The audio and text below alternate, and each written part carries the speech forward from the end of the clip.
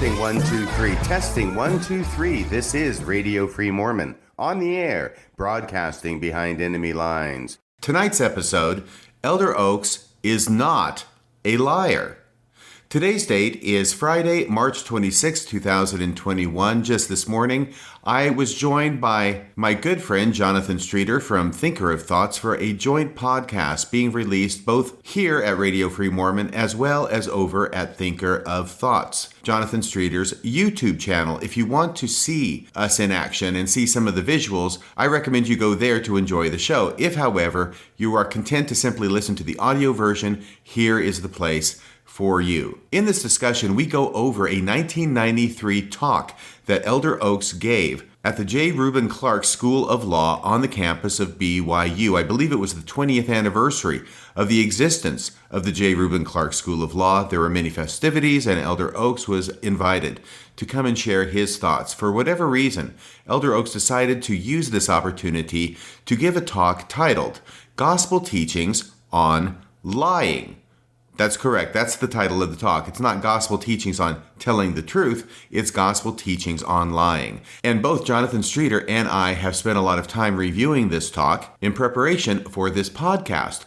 But actually, it was only while we were speaking during the course of recording this podcast that both of us tripped to what it was that Elder Oaks was actually doing with his language and how it was that he was subverting honesty, all the while proclaiming not only the importance of honesty as a principle, but proclaiming that he himself was its chief exemplar. I think you'll see what I mean as you listen to us talk about it. It's really fascinating that we both come to this realization, not in our preparation where we were looking for it, but it was so well hidden that we didn't actually tumble to it until we were talking about it on the air. I want to thank all the listeners to Radio Free Mormon, and particularly at this time, I want to single out for appreciation those listeners who have made donations to the podcast. Thank you so much. If you are among that number of listeners to the show who have not yet made a donation, please go right now to the radiofreemormon.org webpage. There's a donate button there.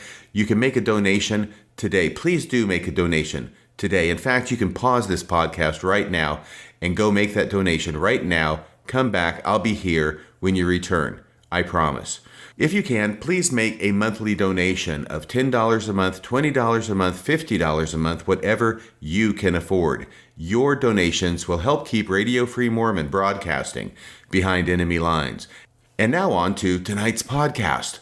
Elder Oaks is not a liar. Play the tape. All right, well, I gotta go take this test. I can't believe I'm doing this. Jerry, just remember, it's not a lie if you believe it. Okay. This man is George Costanza. If you've watched the show Seinfeld, then you know that pretty much his entire character is defined by dishonesty.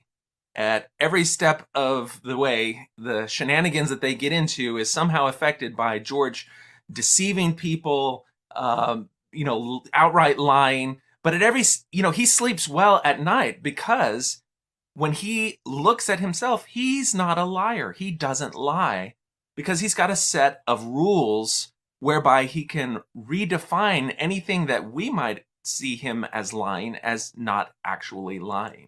And so people who study this show have actually gone through and said, well, if we can take all the different things that George Costanza has gotten himself, broiled up in and extract what those rules are, they've come up with Costanza's rules on lying. And these are what they are. Basically all these different episodes you can take. It's not a lie if you believe it. It's not a lie if it doesn't help you. It's not a lie if it hurts you. It's not a lie if it helps someone else. It's not a lie if it doesn't hurt someone else. And on and on and on. And you can see at every point, there's a rationalization where he takes something that we would see as a lie, but in his own mind, he has manipulated it, deconstructed it, and reformed it as something other than a lie so that he can sleep peacefully knowing that he's an honest man. Now, as viewers, we look at this and we say, well, that's he's clearly got a self-serving philosophy whereby he can exonerate himself from the moral failings that otherwise we would all acknowledge. But that's George Costanza. We all see it for what it is. And the problem is that today we're going to look at a talk given by Dallin H. Oakes in a conference in 1993. And we're going to see if we can extract a similar list of rationalizations from Dallin H. Oakes and see what are Dallin H. Oakes' rules on lying. And I think you'll be surprised. But remember, Dallin H. Oakes is an apostle, but he was also an attorney. He was the Supreme Court Justice in Utah for 3 years before he was called to be an apostle. And in 1993, he was giving this talk to an audience of attorneys, the alumni and students at the J. Reuben Clark Law School of BYU. And so in looking at this talk, I couldn't do it myself because I'm just, I don't know anything about the law. So I had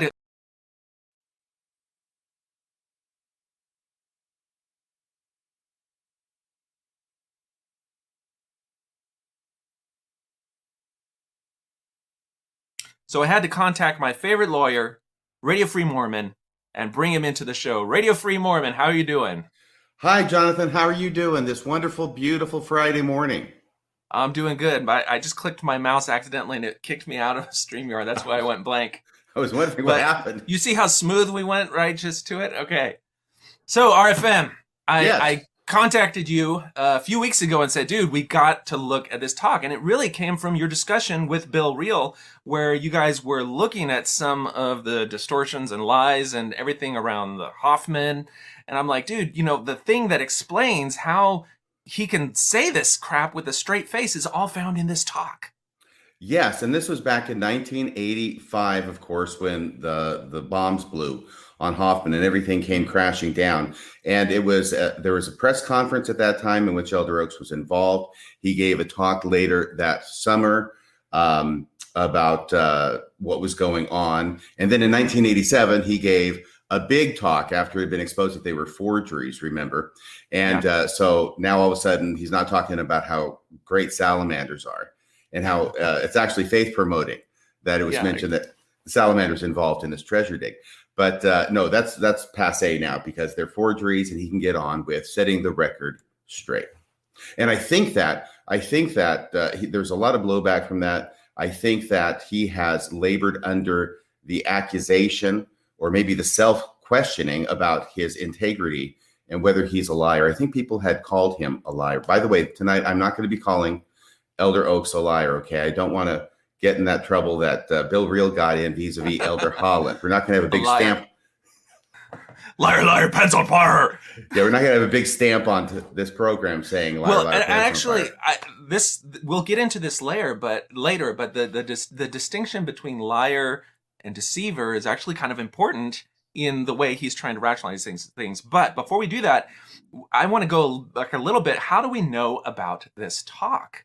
And it's interesting. It's not in General Conference. It's not in the BYU publications that are for General BYU. It's not recorded on the BYU Speeches website. It's never published in the Ensign. There's like no place that you can find this talk except in the annual newsletter for alumni and students of the law school.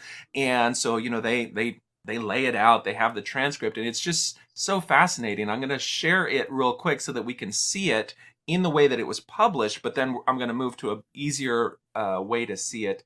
So if we look at this here, this is now, you can go to, and we'll put the links in the show notes. It should already be there, but you can get the official BYU newsletter. You can see it. This is the first page of it where you've got like 4 different people with 4 different ways of conceptualizing how they're talking. One with a forked tongue, one with no mouth, one with a brick over their mouth, and one with, I guess this is the one person who's free to speak. There's a dove coming out of their mouth. The one with no mouth. The one with no mouth reminds me of that Charlie X episode from Star Trek. Do you remember that one?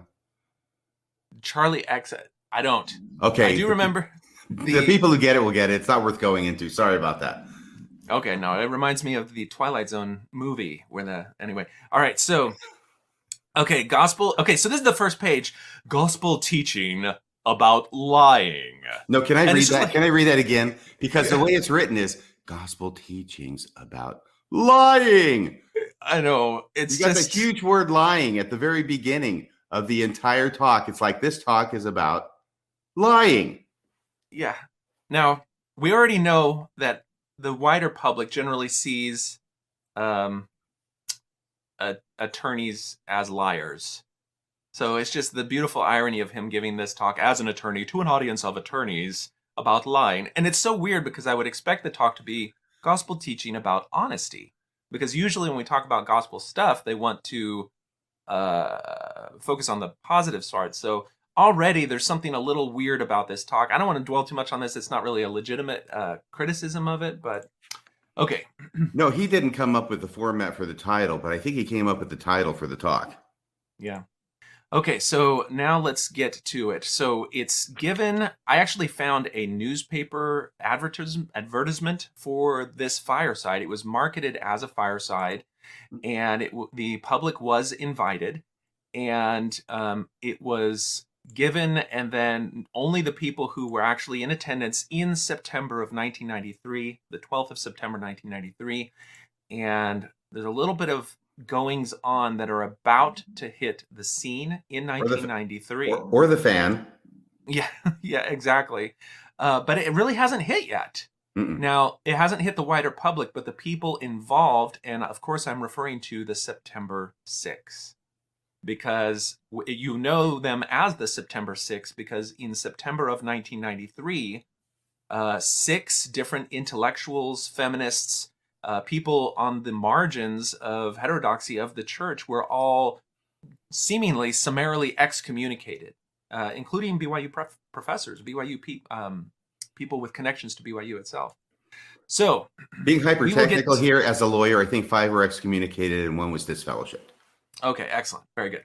Okay, so what I want to do is kind of go through this. Now, it's too much to read the whole thing, I think, for the purposes of here. I released a reading of it just a few days ago, so if you'd like to just drive and listen to it, you can hear someone read the whole thing, and we'll refer you to that for the full analysis.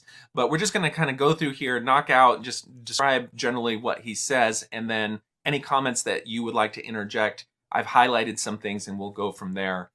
Jonathan, Yep. I know this is your show, so I'm going to be asking for permission here.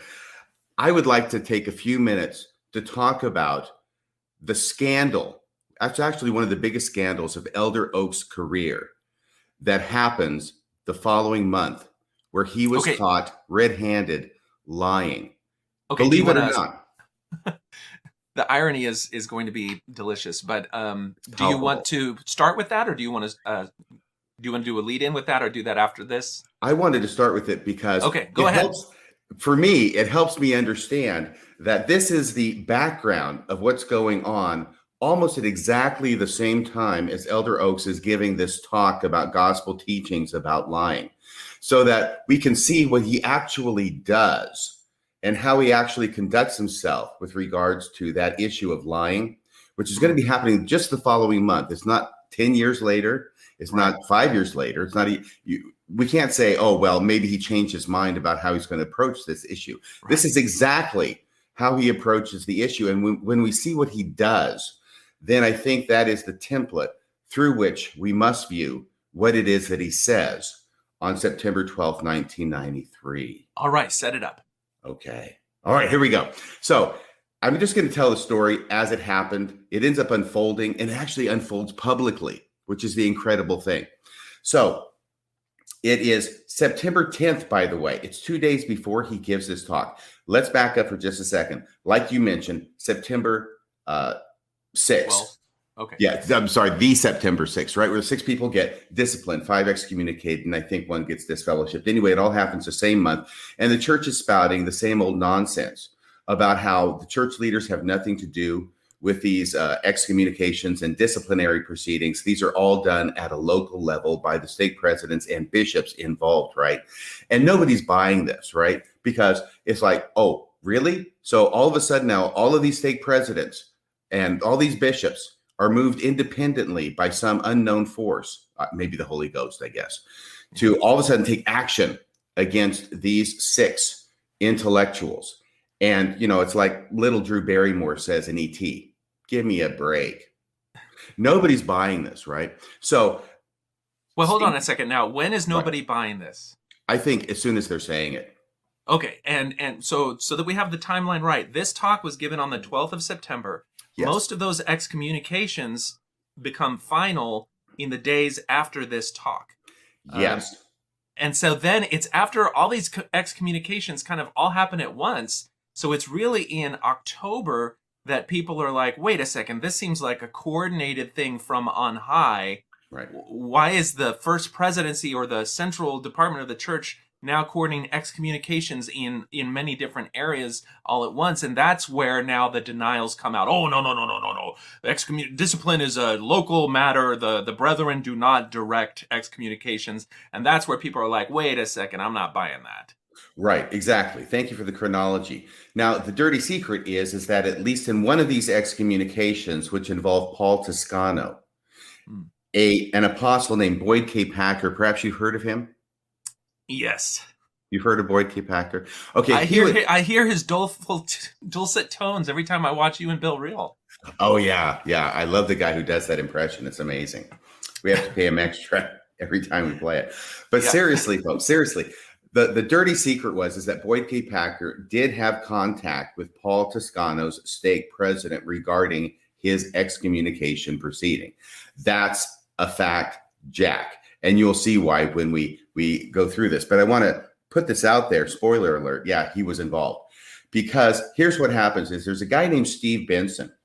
And Steve Benson is church royalty in a sense, because his granddad is the very recent president of the church, Ezra Taft Benson, who had passed away, I think, just a few years before this. He became president in 1985. Of course, he was an apostle for, ages before that, before he became the president of the church. So he's the grandson. And because he is the grandson of Ezra Taft Benson, I presume it's because he's a grandson, he is able to get a meeting not only with Dallin Oaks, but also with Neil Maxwell. So they go to a meeting with these two apostles because he has some questions about things.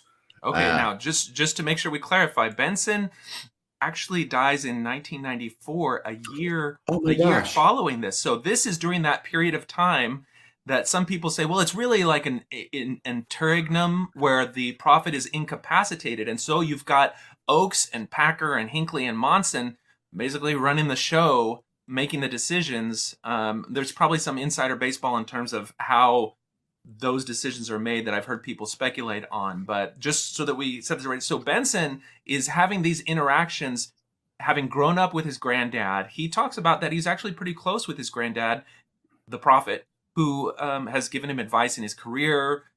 He's a Pulitzer Prize winning editorial cartoonist. He's no person to sniff at himself, but he's got some clout, as you mentioned, being royalty of the prophet. So he's able to arrange a meeting with Oaks and Maxwell, did you say? Yes, Neil Maxwell. We like to refer to him as Elder Maxwell. So, yes. But the deal is, Elder Maxwell's there, but he doesn't play in this at all. It's Elder Oaks, Elder Oaks, Elder Oaks, because in this meeting, or a subsequent meeting, there's a couple of meetings, but in this meeting, Elder Oaks makes some revealing statements to Steve Benson. By the way, first off, he's an editorial cartoonist. So Elder Oaks says we have to have absolute confidentiality on this meeting, okay? What we say doesn't leave this room. It's total cone of silence stuff in this meeting. So that's one thing. And the other thing is that Elder Oaks says about Elder Packer that Elder Packer did have a meeting with the stake president of Paul Toscano relative to the excommunication proceeding.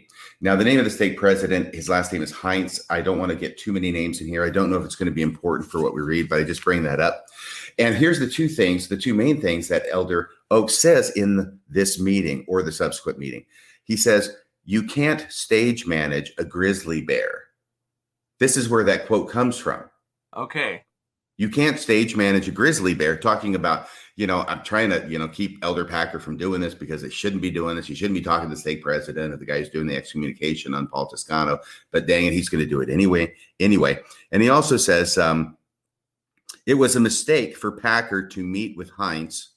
That's why it's important. Mm-hmm. It was a mistake for Packer to meet with Heinz and a mistake for Heinz to ask for the meeting. So the way it's presented is the stake president Hines asked for the meeting with Elder Packer. Apparently they knew each other. They were friends from way back. But he asked for this meeting, and Elder Packer grants the audience, and they have the meeting. And Elder Oaks is presenting it. This is a mistake. I didn't want it to happen. I tried to tell Elder Packer not to, but you can't stage manage a grizzly bear. Okay, so now here's the deal. As you said, Steve Benson is an editorial cartoonist for the Arizona Republic. Yes. That's important. Because later on, now I think it's in October. We're in October, and September 6th stuff has happened. Kaboom, kaboom, kaboom. And now things are starting to swirl about the involvement of church leadership in this. And a reporter, not Steve Benson, he's the cartoonist, a reporter from the same newspaper, i.e. a co-worker with Steve Benson, asked for an interview with Elder Oaks, which Elder Oaks grants. And apparently it's over the phone, and apparently it's recorded. All right.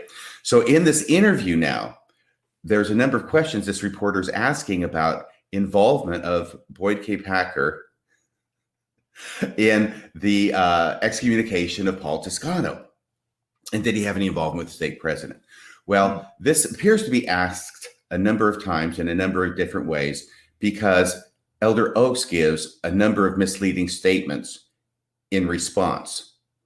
And technically what he ends up doing, he gives 4 misleading statements about this, 4 deceptive statements about it.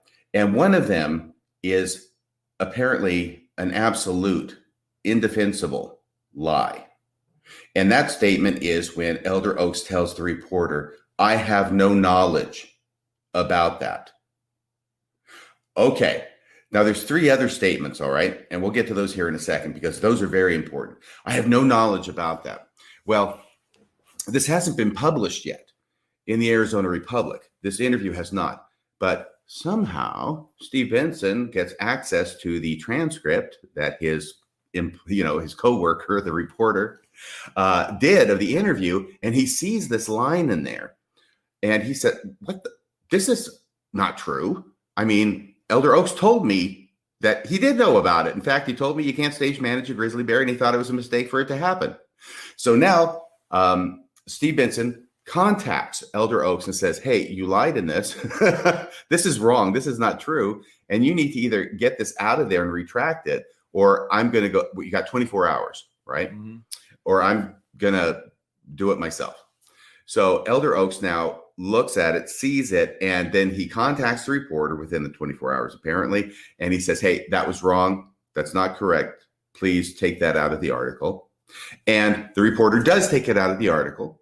And then he runs the article with the other 3 misleading statements in it. And so now Steve Benson's going, well, wait a second. Yeah, you took that out, but you're still misleading people. You're still being deceptive on the issue. And so Steve Benson now goes public about it and alleges that Elder Oaks is not telling the truth. He alleges that Elder Oaks is a liar for having done this. And he also brings up the prior statement that was in the transcript that was taken out. So I actually went and dug this up just so that we can add some visuals to our audience. This is the article that was published by that second reporter, not Steve Benson, where now, because of all this September 6th, excommunications, there seems to be some internal disruption. And so if you go down, he's interviewing the apostles as part of this.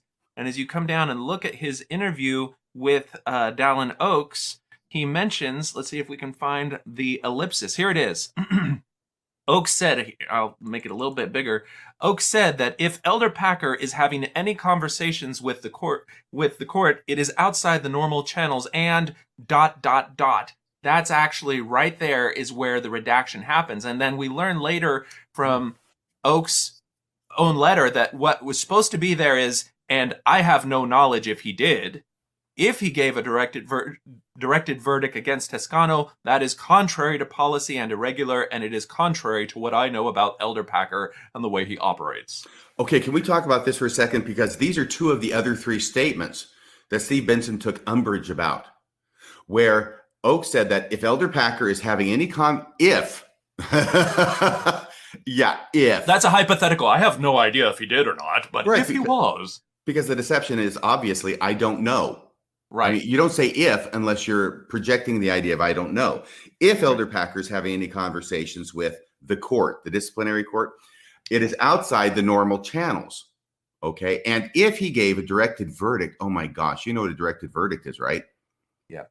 Yeah. He's telling the state president to excommunicate Paul Toscano's ass. Exactly. Yep. That's the directed verdict. That is contrary to policy and irregular. And it is, and then he goes, and it is contrary to what I know about Elder Packer and the way he operates. Now, this is a double lie. Okay. Yeah. First off, he's saying, I don't know if he did. Is it a double-decker lie? It's a double-decker lie. It's okay, double-decker deceit. It's totally double-decker deceit. Okay, I'm sorry. That we'll get into that later. But when Oakes goes on to defend himself, he's like, "I'm the victim of a double-decker deceit." Yes, and that plays out publicly. This is what's so incredible. Yeah. This episode in church history is one of the best, most fun episodes ever, and I think that it needs to never be forgotten. Yeah. Okay, especially since Elder Oakes is now next in line to the presidency. But anyway, he says it's a double lie because if or double deception. If he gave a directed verdict, then it is contrary to what I know about Elder Packer and the way he operates. So he wants to first off say, I don't know if it happened. Mm-hmm. And second off, it wouldn't have happened anyway because it would have been out of character for Elder Packer to do this when he knows that's exactly what he did. And he knows that Packer's character is unpredictable because you can't predict what a grizzly bear is going to do. It's hard to stage manage them, I understand. Yeah. So this is why, I mean, I think it's understandable when you read it, why it is that Steve Benson took umbrage at this, especially after what had happened privately between him and Elder Oakes. First off in the meeting, second off with the contact about removing that one thing, and then it takes it out, but everything else gives the exact same impression. And the third statement other than the lie that was redacted, was let's see here.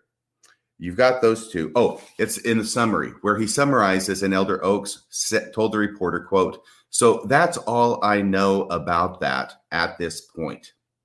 I don't know if you have that there in the article, but it's in there somewhere. I think that may have been in the reporter's transcription of their conversation, but I don't believe that statement made it into the published thing. And if you read Benson's account later, once he's like, okay, well, if you're going to lie, then any concept that there was a non-disclosure arrangement between us that we're going to keep our conversation confidential is null and void because you're misrepresenting the facts.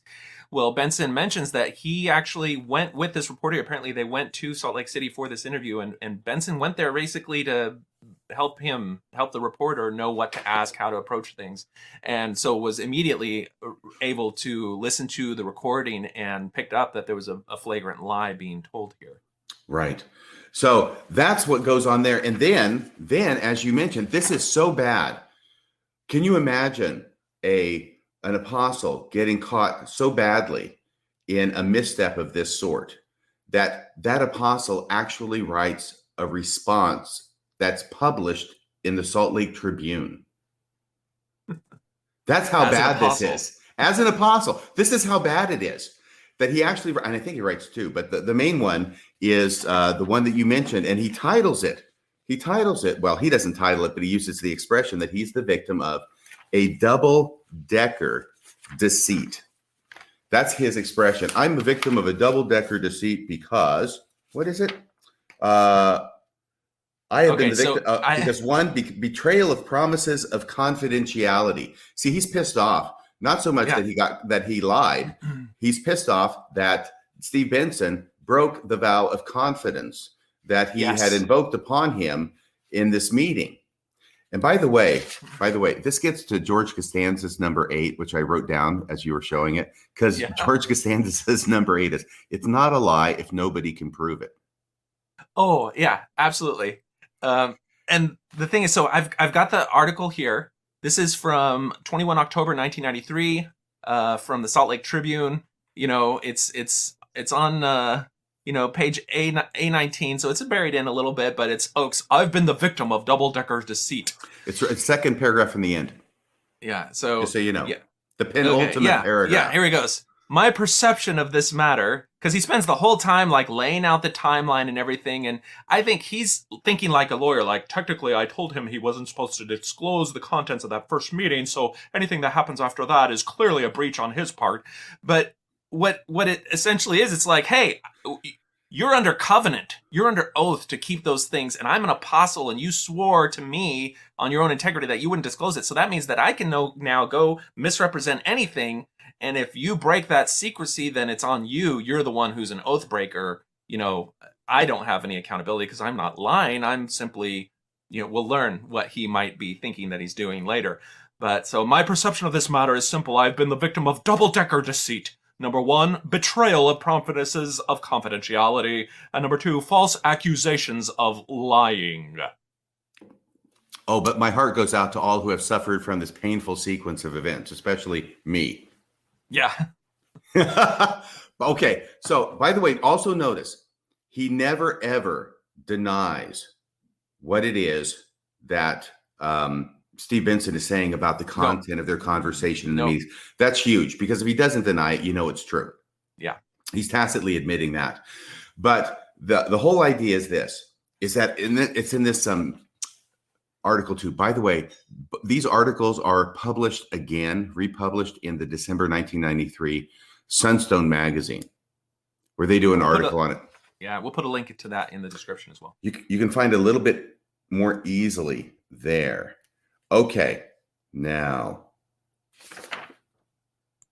here, go back. Stay there, please. Can you go back 1, 2, 3? 3 paragraphs from the end, because here's something that is critical that just hit me at 4:30 this morning, and this gives us the window into the mindset of Elder Oaks. Before we get to that, though, let me just go ahead and say this. It's an hour interview. We know what the interview's about. It's about this entire subject. This didn't happen a long time ago. This isn't a minor detail that Elder Oaks could reasonably be thought of to have perhaps forgotten. He talked to Steve Benson about it within the past month. This is everything that's swirling right now. This is the huge controversy in the church. He knows perfectly well that he remembers this. And so when he says, I have no knowledge of that, he's going to characterize that in here as a misstatement or a mistake that he made during the course of a 1-hour interview. And when it was pointed out to him, he immediately contacted the reporter and retracted it. Okay. That is not believable.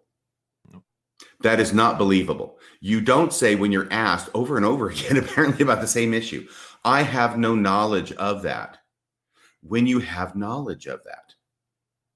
He knows he did have knowledge of it, obviously, but he overstepped the bounds of propriety and said, I have no knowledge of that. Now, as a lawyer, do you want me to tell you what was going on in his mind when he said that? Please do. Okay. What he's saying is, I have no knowledge of that. I was not present when that meeting between Elder Packer and the stake president took place. Therefore, I do not have any personal knowledge of it. All I know of is the fact that it was talked about, and I talked about it with Elder Packer. And but that's not personal knowledge, right? That's hearsay. So that's what's going through his mind when he says this. That's his justification as he says it. And this is, I'm sure, not the only time he's done this particular tactic. It's actually quite common.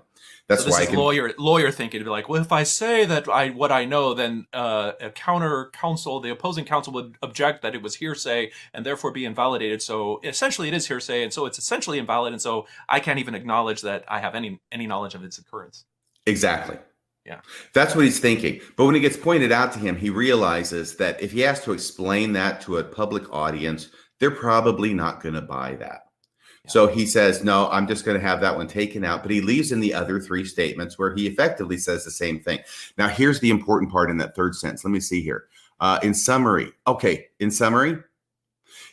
when I found that I could not defend the correctness of one brief sentence in a long interview, I immediately contacted the reporter who withdrew that sentence, doing so more than 3 days before the story was scheduled for publication. Okay? Mm-hmm. Here's the critical part. When I found that I could not defend the correctness of that brief statement. So that's his whole mindset. He can say anything he wants as long as it's not a flat out lie. This is his real philosophy. Yeah. He can say things that are deceptive in that they're meant to give an impression of one thing when actually, if he could parse it to the degree that it's not really a lie. All right. Mm-hmm. Mm-hmm. But he could not defend this one. But that means he can defend the other three statements that were published. And once again, if you go to those three statements, and I say this is critical because when he says, so that's all I know about that at this point, he feels that he can defend that. He also thinks he can defend the statements regarding if Elder Packer is having any conversations with Kerry Hines, Toscano state president, it is outside the normal channel. And I have known, and if Elder Packer is having any conversations with him, it is contrary to what I know about Elder Packer and how he operates. Yeah. Okay. He can defend those. Yeah, because those are, not absolute denials and there's hypotheticals and everything, but you can't defend that definitive statement of, and I have no knowledge that he did. Right. Yeah. So basically, this is how he operates. This is how he actually views lying. And he is much closer to George Costanza than to what most people would think of for an apostle of Jesus Christ. So there he is. There's the guy. Number 8, it's not a lie if you, 8, it's not a lie if nobody can prove it, right? Yep. Nobody's supposed to be able to prove it because the evidence can't come out because it was said in this secret meeting, and then Steve Benson spills the beans. Curse you, Steve Benson. And number 9, it's not a lie if you don't get caught, right? Exactly. And this is the other thing. This is the other thing that I have to say. He was perfectly willing to let that one sentence go out. I have no knowledge of the matter, which even he said was indefensible, even though he knew it was indefensible when he said it. And he was fine for that to go public and to be represented that way until he got caught. Yeah. Until Steve Benson said, hey, that's not true. And you told me different. And then only after he got caught did he contact the reporter and say, take that out, but leave the other 3 in. Take that one out. It's not defensible. And so I think you've laid out a really good timeline and kind of seen some of the, what the investment Oakes has in not being considered a liar. I mean, you can sense the palpable defensiveness of the apostle being called a liar by some lousy cartoonist and having the receipts to prove it. So now he's got to go on the record and explain. But so I think it's time now for us to look a little bit more into the nuts and bolts and gears of what is the foundational ethic that Oakes has when he approaches the concept of honesty, dishonesty, lying. How can he, massage these ideas in his head and sleep peacefully at night believing that he's not a liar? So, yeah. So whatever he says in this talk, I have to read it against that background and knowing how he operates. And if there's anything in his talk that conflicts with what he actually did, once again, the talk given September 12th, 1993, this whole thing happening in September and October of 1993, then I'm going to have to disregard what he says and go with what it is that he actually does as a clear indication of what he really believes. And of course, we're left with this problem that we've got to look at his talk about his philosophy, about gospel teachings, about lying, and know that a person who's a proven deceiver is the one who's now saying, this is how I actually feel about the subject. Right. And that's where this irony is beautiful, because he's giving this talk before his lies actually splash onto the headlines.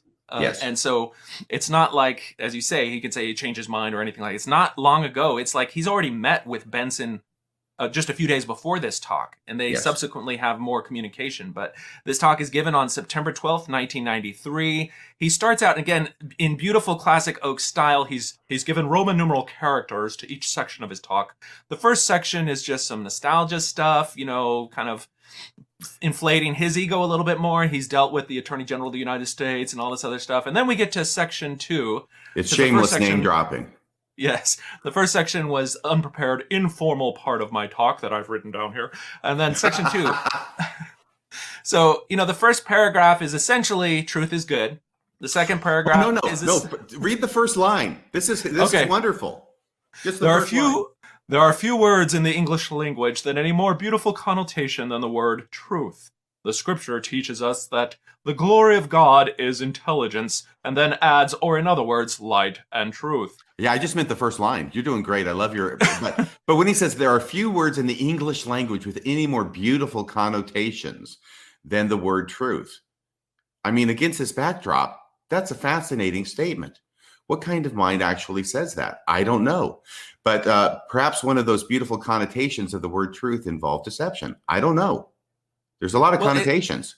It's almost like, so if you spend any time listening to intellectuals do this thing called deconstruction that you hear bandied around a lot, usually it's like, how can we take a concept that normally constrains us to objective reality or to some moral principle, and how can we just break it apart by looking and playing word games and then reshape it as something that allows us to do what we want to do anyway?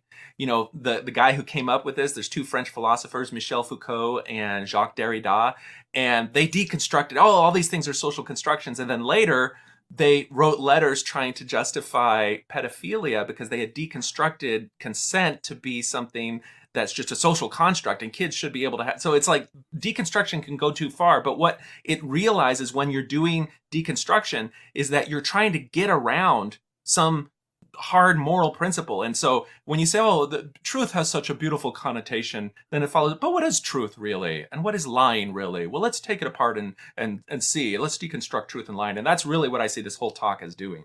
Can you read the first line of the second paragraph?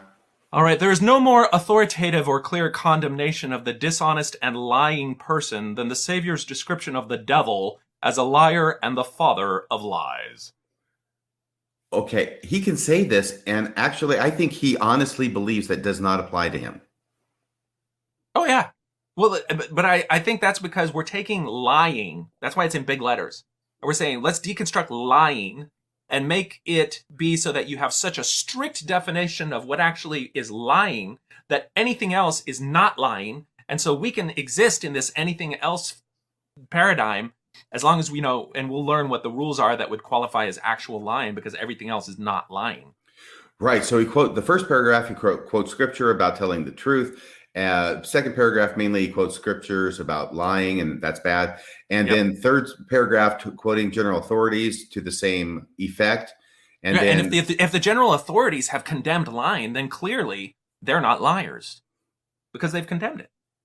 Well, yeah, obviously. And he's condemning it right now. Yeah, exactly. So, and then he goes talking about Satan some more. Satan's the great deceiver and the father of lies. But notice what he said, but he will also tell the truth when it serves his purposes. Satan's most effective lies are half-truths or lies accompanied by the truth. Yeah. Okay. Yeah.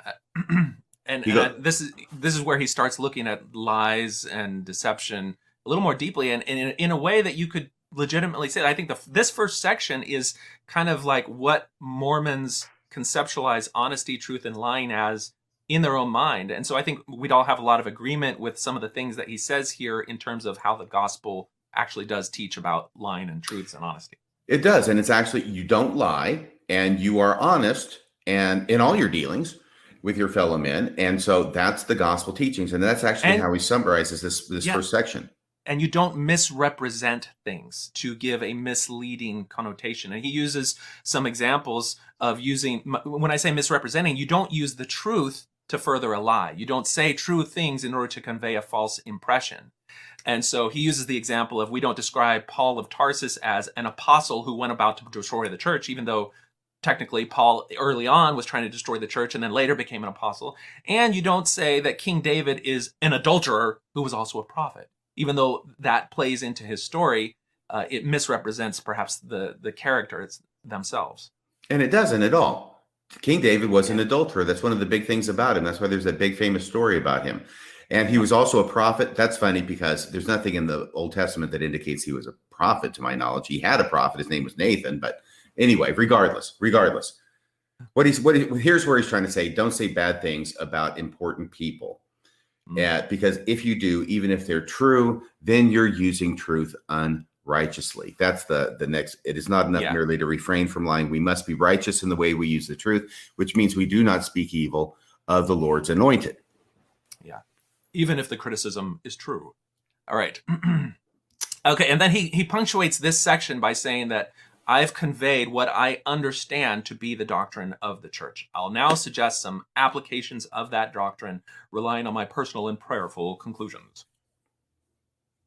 Okay, so anything you want to say? He starts out with a story about his time as Utah Supreme Court Justice, where he had to disbar an attorney who had defrauded a client and lied to both his client and the court.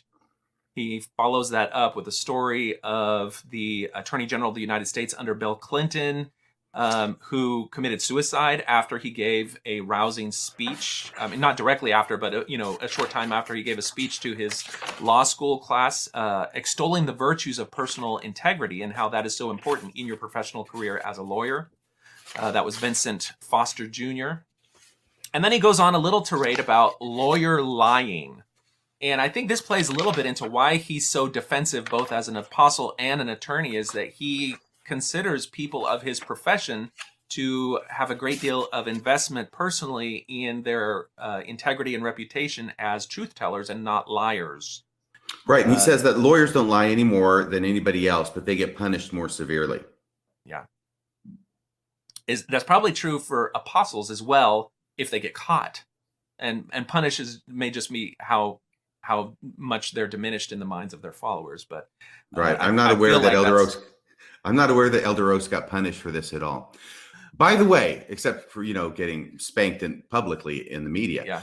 But by the way, I also have to add this thing about that whole article. Here's the hysterical thing, right? While this is all going on and Elder Oaks is giving his version of events and is playing out publicly, Elder Packer gave his version of events. And what Elder Packer said was that, he was contacted by the stake president about having a meeting. And Elder Packer went to the Quorum of the 12 and told them about it and asked them if it would be okay for him to meet with the stake president. And the Quorum of the 12 said, sure, go ahead. Oh, boy. Circles within circles. Yeah. Wow. I didn't find the source for that. I hadn't heard that. So that's interesting. I know that in that article that Steve Benson's colleague published in the Arizona Republic that had Oaks' statement, they also had apparently contacted Packer, and he acknowledged that he met with Hines, but he didn't give that background information that the 12 had authorized that meeting. It's in the Sunstone article. Oh, okay. Excellent. Okay.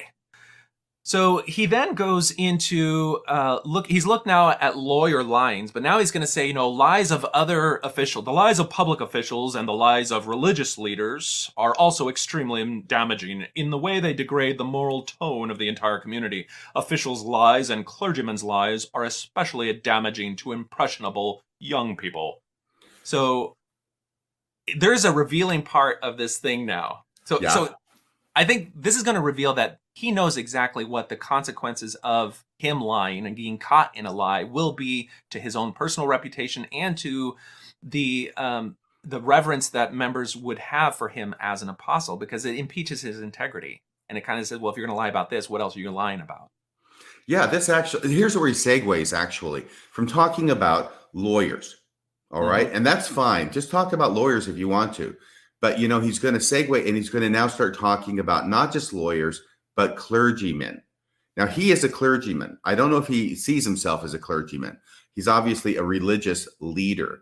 But what he says, if you can scroll back up to that part, is actually, this is the closest thing I've ever seen to anything insightful or prophetic from Elder Oaks, where he says clergymen's lies are especially damaging to impressionable young people. What is the number one reason that young people and others are leaving the church in droves today? It's when they've been deceived. Yep. So when they wake up, they see the facts, they see what's going on. They watch a program like this and they say, oh my gosh, I trusted these guys. They told me to trust them. They told me they were telling me the truth. And then they were selling me a bill of goods. They haven't been honest with me. Yeah, exactly. And it does damage impressionable young people. Go ahead. This very much played a role in my own journey. I can remember the time where, I was investigating or I was starting to just question things, and my spouse at the time turned to me and said, have you ever heard of lying for the Lord? And I said, no, that would not be wrong. Satan's the father of all lies. You can't lie for the Lord. And that kind of sent me down a rabbit hole of really polygamy at first, of just seeing how if you just lay the timeline out of the marriage dates and Joseph Smith's statements, he's clearly lied. And that was the first thing that broke in my image of the church was that if the prophet is willing to lie about something so sensitive as that, then it impeaches their integrity. And how can you trust them on anything? And so he understands the consequences, the optics of clergymen being caught in lies. And he even, he doesn't use the religious example, but he uses a statement talking about companies lying, that if you transpose everything that they say about a product or service from a company into the religious realm, you can see that he knows exactly what the consequences are. And I think this is worth reading. Where it says companies are discovering, and he's quoting a editorial that he believes reflects his understanding of the optics and consequences of deception. Companies are discovering that when they do the right thing, their integrity is beneficial in subtle ways. Employees feel proud of their company simply because they feel they can be proud of themselves. Church members can be proud of their church because they can be proud of themselves. An honest company is one that you can depend on. A church that is honest is one you can depend on. While it may keep some doors closed to new business, your current customers will give repeat business and your client list will grow. If your church leaders and your church act with integrity, you won't get everybody to join, but your membership base will grow. Half-truths, distortions of fact in advertising, package mislabeling, merchandise mockdowns, and shoddy merchandise are no longer acceptable business practices. Whitewashing history, ill-informed, toxic, and manipulative policies and procedures, deceptions to the public, misleading advertisements, misleading church histories, deplorable conference talks, all of these things are no longer acceptable religious practices. And in the new world of globalized markets, only those companies which incorporate integrity and honesty as a byproduct of their goods and services will survive. Only churches that employ integrity and honesty, authenticity, vulnerability, all those things that when you're dealing with an imperfect organization you have to have, those are the ones that'll survive. And then he concludes it that says, the same should, could, and I will hope be said of lawyers and law firms, leaving out that he said that this also applies to clergymen. And you could, as I've tried to do here, you could employ the same principles in the realm of religions. Yes, exactly. Let me tell you this about Joseph Smith and polygamy, okay? Because Joseph Smith lied about polygamy, about practicing polygamy. He may have done carefully worded denials, as it's mentioned or put in the church essay on the subject. They call it carefully worded denials, which is code for lying. And he did that. And I think that obviously there have been horrible consequences if he told the truth about it. And so legally, as well as in the church. So there's an argument about whether it was the right thing for him to lie. And I think there's a legitimate argument that can be made from people who believe that he's a prophet and that this came from God. Okay. However, it sets a dangerous precedent, because what you're saying is in this instance, there was a good reason to lie. And what you're saying then is, if I believe in another instance and in another arena that there is a good reason to lie, then I am justified in lying. All right. And now we get to what are the justifications for lies, and how can we define that scenario where there's a justification as something other than a lie, so that we can continue to condemn lying while holding a secret definition, a private definition for this thing that we're doing that's other than lying. And that's where I think it's important when we talk about secret definitions that transform something that you say into something other than a lie. You brought up the exact example that you want to use, and that is what I like to refer to affectionately as footnote 22. So if you go into the plural marriage and Kirtland and Nauvoo gospel topic essay and look at when they're talking about Joseph Smith and his statements, look at footnote 22, because it says, the rumors prompted both members and leaders to issue carefully worded denials that denounced spiritual wifery and polygamy, but were silent about what Joseph Smith and others saw as divinely mandated celestial plural marriage. So they are employing now the Oakes ethic online, which is that you redefine the thing that you don't want to be guilty of, and then hold a private definition of it based on your own justification. So if you go to footnote 22, it says, if you look at the denials, polygamy was understood to mean the marriage of one man and more than one woman, but without church sanction.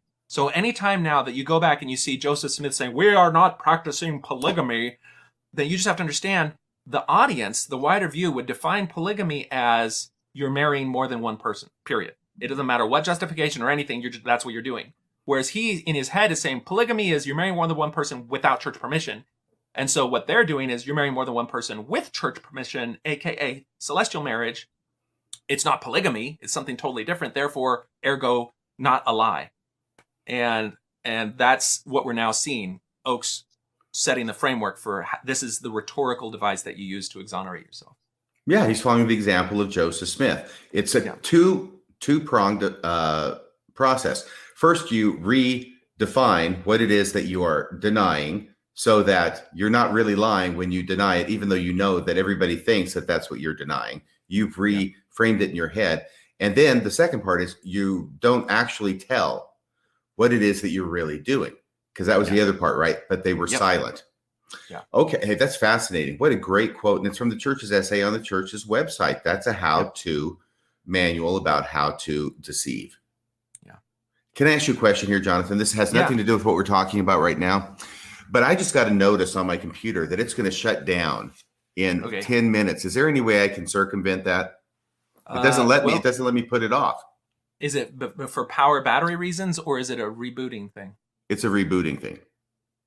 Oh, this should about updates. Yeah, you should be able to. It doesn't let you say reschedule for a period of time. Not this one. All right, well, if that happens, then I'll just fill the air while you do a reboot, and then you can just reconnect. It's going to happen, and it'll take a while. So, sorry, it's my computer. That's okay. Well, I see how it goes. It tells me what I'm going to do. Okay, we're all slaves to technology in that regard. Deucedly inconvenient, I must say. Okay, so now we've got to section 4 of his talk, where he specifically calls out this concept of lying for the Lord. And he invokes the hallowed name of Professor Hugh Nibley. Yeah, and this is one of the things that really flummoxes me when I'm trying to find a consistency between Elder Oakes's actions with the whole Steve Benson grizzly bear fiasco and what it is he says here, because now he is going to say that it is not morally permissible to lie, even if you're promoting a good cause. So he's saying it's not even if it's a good thing to lie that it's morally permissible. He's going to say, no, when leaders of the church lied about polygamy, he's going to say that was wrong, not justifiable. And so then I'm wondering, how are you balancing this in your head with what you did over here with Steve Benson in the Arizona Republic interview? I don't have an answer for that. Well, I think it's useful at this point for us to talk a little bit about lying just as a general concept, because I don't want to convey the impression that either you or I believe that we are moral absolute. You should never, ever lie. You should never misrepresent or anything, because frankly, if my girlfriend says, do these jeans make my butt look big? I don't care. I don't even have to look. Like, I'm going to say no, because unless I can't figure out in the world of WAP if that's supposed to be good or bad. I don't know. I don't know if the badonkadonk is good or not. At any rate, I'm not going to give the impression of something that she wouldn't want. It's always going to be what she wants, regardless of the truth. You should look first before you lie, because that makes your lie more believable. Okay, I'll do that. I'll make sure. And these are the two examples that we always come up with, that always come up in this context. What's the other example? Well, your wife saying, do you like this dress? Just made me look big. You lie. If the Nazis come knocking on your door, do you have Jews hidden in your attic? You lie. Okay. So it's at either end of that spectrum, right? Big and small. Yeah, you're going to lie, because there is another principle that you believe and are devoted to that in the context of that situation is more important than telling the truth. That's why we lie in those situations, right? Yeah. The way I like to look at it is that, we all have different values, and those values have a form of hierarchy where some values are more important than others. And I think you and I and anyone that's engaged with this stuff places honesty as a very high value. But there are other values that sometimes subvert that. So in the case of a Nazi saying, where are the Jews in your attic? Your willingness to defend the life of people who are oppressed in that situation is a higher value than being honest to the SS. And so that's where those things come into play. Now, this is where, Mormons looking at Mormonism would say, well, defending the church is a higher value and furthering the kingdom of God is a higher value. Well, you can look at any other organization that subverts their values with religious decrees. You can look at, there's this group called the Children of God, and one of their secret/sacred teachings justifies pedophilia, justifies sex with children as a secret teaching. And so they could say that hiding and lying about that doctrine is a higher value, and it justifies that because they've got to preserve their sacred duty. And people looking at even Warren Jeffs, their secret doctrine, which allows sexual abuse of minors, was also sacred and secret. Looking at now Joseph Smith and secret plural marriages, those secret things justified public lies because they were higher values. And this is that dangerous principle where if you reify it, if you make it real and say that it can exist, it enables and empowers some very dangerous things. So you don't want to find that in your religious organization. And I think what we said is very important. Let me get this in here before I get booted out for a bit, is that the question then is, what is Elder Oak's highest priority? Because if we know what his highest priority is, then we have a good insight into what it is that he will lie in order to protect. Yeah. And I think it's clear from his entire life and everything he says that his highest priority is the Church of Jesus Christ of Latter-day Saints as an organization, as an institution, as he would probably put it, the good name of the church. And protecting the good name of the church is his top priority. And therefore, if it ever comes into conflict with his other obligation, I'll put it down here, of telling the truth and being honest, then we know which is going to give. Yeah. Okay. So let's see. You just let me know if you fall off, and then we'll. Oh, I think you'll notice. Okay. Okay. So then he invokes Professor Nibley, who first goes over some of the rationalizations that people use for lying for a good cause, and he invokes physicians. He says sometimes physicians will have to tell fibs to patients to help them along. So I'm a physician. That's actually not true in terms of you can frame what you say and convey to patients in a way that will make it easier for them to understand. But in no way should you misrepresent things to patients. And there's this concept called informed consent, which is when you're dealing with a patient and they've allowed you into their most vulnerable point of their life and are relying on your expertise and your professionalism and your ethical conduct, you are supposed to explain everything that they would need to know in order to make a decision and apply their consent. But it requires that they know the good, the bad, the ugly, and other options. And so when you invoke that as a way to try to justify lying for goodness, it's an incorrect application of the medical profession. And the fact that he's now using this to inform his own decision to withhold information from members. See, when you look back at the broad landscape of church history, they've withheld parts of church history in a paternalistic mode, saying, well, the members, it would hurt faith for them to know about the fullness of Joseph Smith's polygamy or the translation of the Book of Mormon or any of these other things. So we're just going to hide that information from them. Informed consent requires that you give all that information so that people make a decision with possession of knowledge. Otherwise, you're interfering with their consent, interfering with their agency, because you're manipulating the situation in which they make their choices. Right. And this is another thing that's going to be high on his totem pole of priorities, not only protecting the good name of the church, but let's give him credit for really believing that the LDS church is true, that it has the priesthood, that it has the ordinances. It's the restoration, and only through the LDS church can people be exalted to the celestial kingdom and live together with families with God and Jesus, right? The whole 9 yards. Mm-hmm. That means that is the highest priority. Therefore, if there is something that's going to hurt that or impede that from happening for members of the church or for non-members to join the church, then it's the same thing as your wife asking you if these pants make her butt look big, because what are you going to do? Obviously, it's more important. These are the Jews in the attic. These are the Mormons in the celestial kingdom. It's the higher cause. Yes, it's a higher cause, and therefore deception is justified per se.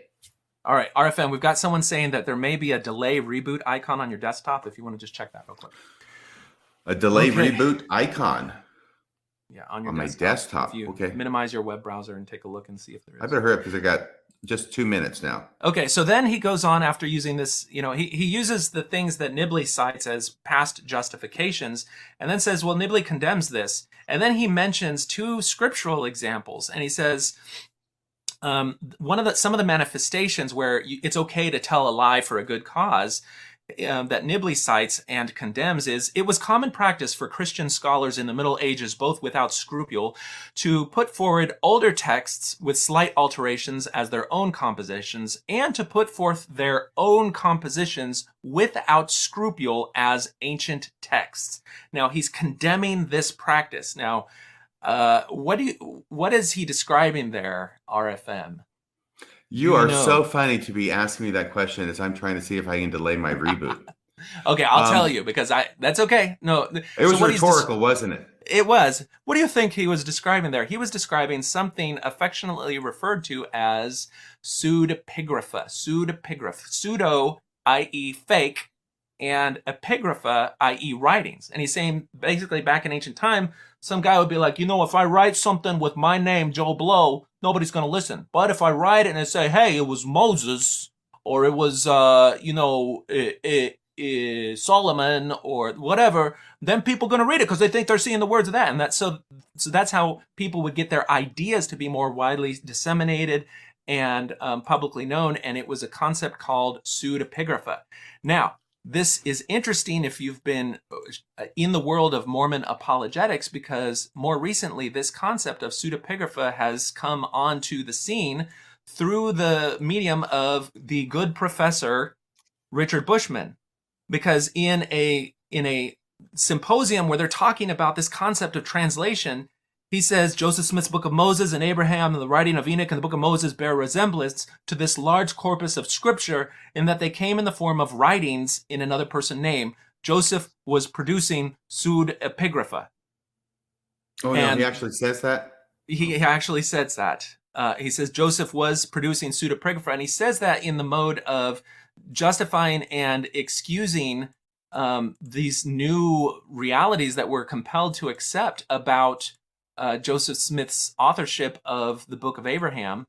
And I think this is actually starting right at that moment. Joseph was producing pseudepigrapha in the very time when scholars were taking these writings seriously again. All right, so basically what he's saying is that we need to look at the Book of Moses and the Book of Abraham as Joseph writing using the name of Moses and Abraham as though they were actually writing it, but it was really Joseph writing it. And so suddenly you don't have to be worried about the anachronistic nature of some of the things that are contained in there. You don't have to be worried about anything, really. You can simply say it's pseudepigrapha. And not only can you do that, but because there are books in the actual Bible that, as biblical scholars have gone and looked at the history of where do these books come from, some of them are acknowledged pseudepigrapha. They're not actually written by the person that you would say that they were writing. So the logic then goes in this apologetic vein that if we're okay with the books of the Bible and we still consider them to be legitimate scripture, then the books of the Book of Moses, the Book of Abraham from Joseph Smith should also be considered legitimate scripture. Now, let's take that logic to its next, because all of these things, all these justifications of lies, then have implications. The other implication is, well, we've got a book called the Sealed Portion. And the sealed portion is something that there's this idea of, well, the sealed portion will come out eventually. And when Joseph Smith told his story of the Book of Mormon, there was the sealed portion of the plates that were going to come out in the future, in some future time. And you can Google the sealed portion and you can see that there is a book that's actually as long or longer than the Book of Mormon that is called the sealed portion. And you can read it and it speaks in King James English. It has chapter headings. It looks for all the world like a scripture in the mode of any of the other scriptures that we have in the church. It says here it's, it's Chris Nemelka is the guy who released it, and it includes ties into a lot of things that you'd expect in the Book of Mormon. There's the brother of Jared and all of the other stories, the vision that he had that he was commanded not to write down. Those things are now found in here. So this is a fake writing. Somebody has a video recording of Chris Nemelka admitting that he made this up, basically to disprove the church's own claims about that you couldn't make scripture in that mode.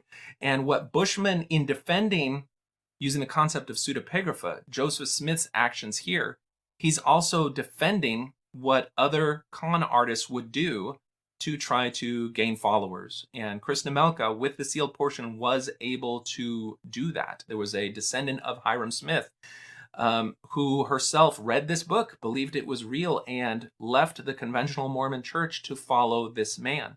Other people have done the same. And so that's where, this justification of lying is problematic. But, in the world of apologetics, if you're going to look at an excuse that you could give for something to defend some part of the church, don't forget to look at, say, wait a second, if I can excuse this in the instance of the church, what else am I therefore compelled to excuse on the same principle? And the only way you can really get around that is special pleading and say, well, we can excuse it in the church because it's the church, it's true, but we wouldn't excuse it in everybody else because they're not the church, they're not the true. And just if everybody's going around doing that, you've got chaos. So, all right, so we are going to continue our analysis here without, actually, you know what? It's worth looking. So we spoke a moment ago, I mentioned while we're waiting for RFM to come back, I mentioned the Children of God. And there's a documentary that was released on 2020 that's probably on my channel. It's got more views than anything else. And there's something very important because we've talked about how Oakes is setting out the case that you can remain silent or mislead or withhold information so that you're preserving something that is sacred or something that God has commanded you to preserve. And he'll go on to cite things like in the Book of Mormon, there are areas where prophets were commanded not to write everything that they had been told because they were too sacred. We frequently hear the general authorities saying that there are some things that are too sacred to talk about. And so this concept that sacredness is something that can be used as a justification for concealment is another one of these examples of problematic or worrisome justifications that then have other implications. So in this documentary, I'll bring it up on the screen here. If we go to Chrome tab, Children of God, share audio, we've got this expose where they went and rescued some children from this group called the Children of God. A mother had escaped the group and had contacted some people to help her go and extract her children. And so now they're talking to the children, trying to basically deprogram them. And this is early in the profession of what was considered deprogramming or deprocessing people who become trapped in cultic groups.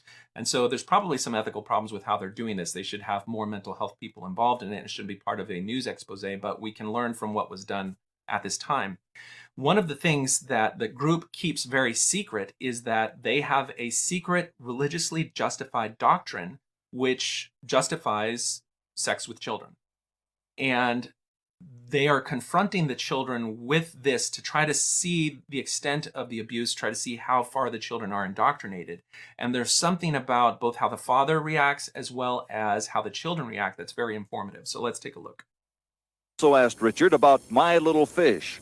That's the chapter in the cult publication which shows children in sexual poses with each other and with adults.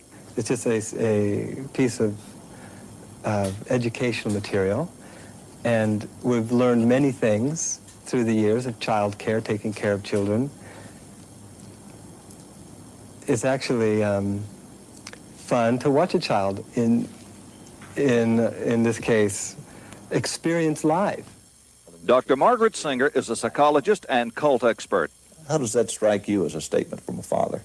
What he was saying, experience life, shows a mother orally copulating a little boy, and that's his opinion about what would, usually in the United States be regarded as sexual abuse of a child. Richard says there's never been any sexual abuse of children in his home. It's something that we forbid in our homes. It's something that has never been practiced nor advocated. And I stand here before you telling the truth. So I want to pause at this moment and just say what they've done in this group is they've deconstructed child abuse. They've said, okay, well, what really is child abuse? Then they've come up with a definition of what they are doing, which everybody in the wide world would see as child abuse. And they've carved that out, and they've said, now they can say to themselves, we don't do child abuse. But what we have is this secret little fishy doctrine. And so now we're going to hold that private definition of what we do in secret and publicly to the world deny it. Now, that's the same rhetorical mechanism that you're using that Oakes lays out on the justification for lying. But what it does is it empowers people to redefine things so that they can continue to engage in these heinous acts. But now we're going to see where they confront the children with these teachings. Now, remember, the children have been completely immersed and are themselves victims of this immoral doctrine that they were inculcated in because of the abuse of the people who held them. But they've been inculcated in a way that they were taught and normalized that behavior. And they were also taught that this is a secret and sacred part of our religious practice that the wider world should have no part of and shouldn't know about. And you can see how strong that indoctrination is by how the children react. So let's take a look now. The children do say they've never had any sexual experiences with adults or other children, but they become extremely agitated when we ask them about Moses David Berg's teachings on sex. My Little Fish. Now, your father described that as a routine publication. And that entails graphic sex. Who had this? They're not having sex, they're just kissing and hugging in bed. That's not sex. April is very upset the 2020s obtained a copy of My Little Fish. Ex-members tell us the cult leaders say it should be kept secret. If you show it to other people, they don't understand. That stuff's not supposed to be publicized. So many people think sex is wrong. So many people hate us. But we just telling them the truth. We're just telling them it's not wrong. We're just telling them that there's nothing wrong with it. And here come these publicizers showing them to everybody, making everybody think it's wrong. This is printed and circulated, though. Well, why do you need it? You don't need it. It's not a private doc. It's printed and widely circulated around the world. You're not supposed to have it. What exactly will it take? Okay, so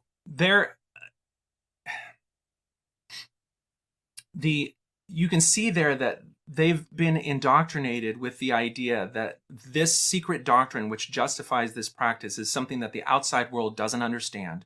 It's something that is sacred and so should be kept secret. And that theme then justifies lying. We saw the father lie. But in his head, he doesn't see it's a lie because they've redefined, deconstructed, and rebuilt the whole concept to be something other than a lie. Define the wider objective reality that everybody else accepts, that is wrong.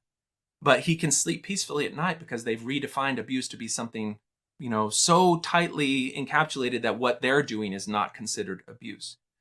So when we put forth that we can use sacredness or secretness to justify lies, this is the type of thing that it empowers. We would not believe it's justified in this instance.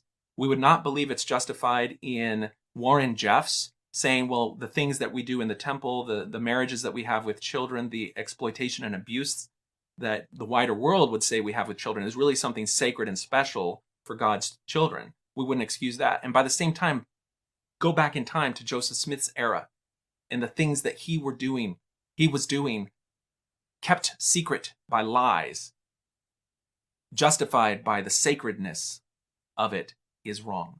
If you're going to join a religious group and they've got secret doctrine that they don't tell you when you're joining, that is a problem. The wider world of conventional religion doesn't have secret doctrine if they are an ethical group that you can't know about when you're joining the religion. We're starting to see the Mormon church become a little bit more upfront by revealing more of what goes on in the temple to people as they join because this shroud of secrecy is around it historically. But that's a big problem. All right, so what we'll do is go ahead and close that out as we wait for RFM to return. I may have to just proceed with our textual analysis to the extent that I can. I should have had him join by phone. Let me just, okay, so we're going to go to stop screen share, and we'll go to our text, folks online. Okay, let me just text the old RFM and say that, okay. Actually, you know what I can do is I can talk amongst yourselves. I can't think of any internally contradictory thing that I could bring to bear.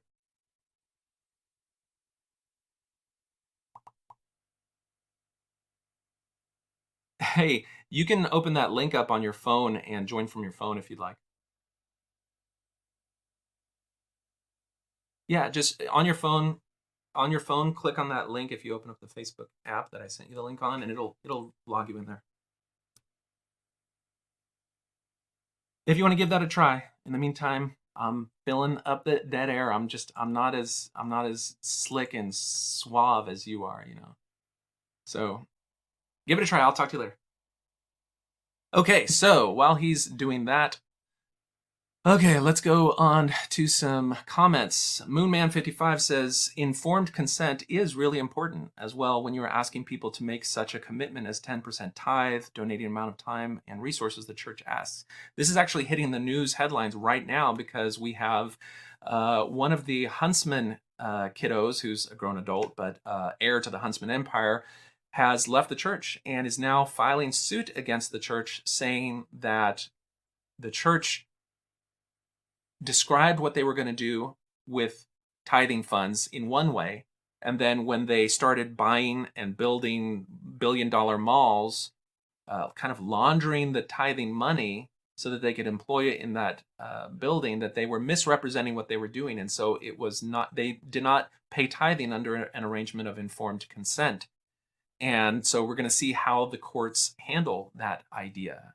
There's some plausible deniability the church has built into even the change of the tithing slips, where now they say, you know, you can designate tithing and missionary fund if you read the tithing slip, but it says we're free to do with it whatever we can. So what that empowers the church to do is that they can never pin down $1 and say, well, that particular dollar was tithing. It all goes into what I call Schrodinger's box of tithing, where there's money in there, and some of it is tithing and some of it is not. And based on what you want to spend it on, you can call it tithing. So when you dip your hand in to spend it on the mall, you say that's not tithing. But when you dip your hand in to spend it on church buildings, then you say, okay, well, that's tithing. And it's only when the application of it happens that you designate what the tithing is. And that's a problem. All right. Hey, what's up? Hey, only one problem. That's a great idea, except my iPhone microphone doesn't work. You're killing me, Smalls. It's restarting. I'm almost okay, there. you're almost there. All right, very good. On without me? No, we're doing fine, right? We're doing fine, right? Okay, I'll see you in a bit. I have a few more comments I want to make, and I'm sure that you are doing great. Are you still live? Yeah, I'm still live. Am I on speakerphone? Yeah, sort of. They can't hear you. Okay, I'm seeing the Dell sign come up, and I got the little thing circling around. And All I right. should be with you in a matter of days. Okay, so see you then. Okay, talk to you soon. All right, well, this has been an interlude. If you'd like to go take a potty break, that would be great. Okay, so let's go back and see while we're doing. So, all right, well, let's cover a little bit of the lies that we can see. So when we think about instances where the church has lied, there are some things that don't fit into some of the ambiguities that we've been talking about. So one of my favorite examples that kind of just blew me away, because, you know, you look for things where maybe you can reinterpret a statement one way and it doesn't really represent it. But there's some examples that are just complete bald-faced lies that when you see the church engage in it, and the apostles, the ones who you revere as the conveyors of truth, engaging in it, it just defies all comprehension.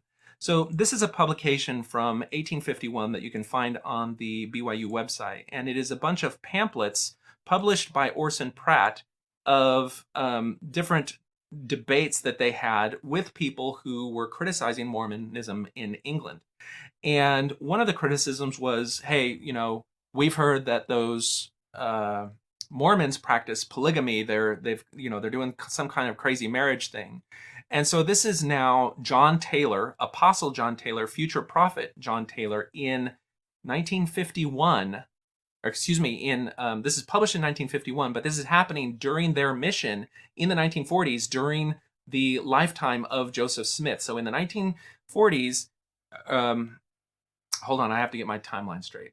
This is John Taylor, 1950s, in Europe, debating someone. Now remember, polygamy was not made public over the pulpit until 1852. So he is already a secret polygamist.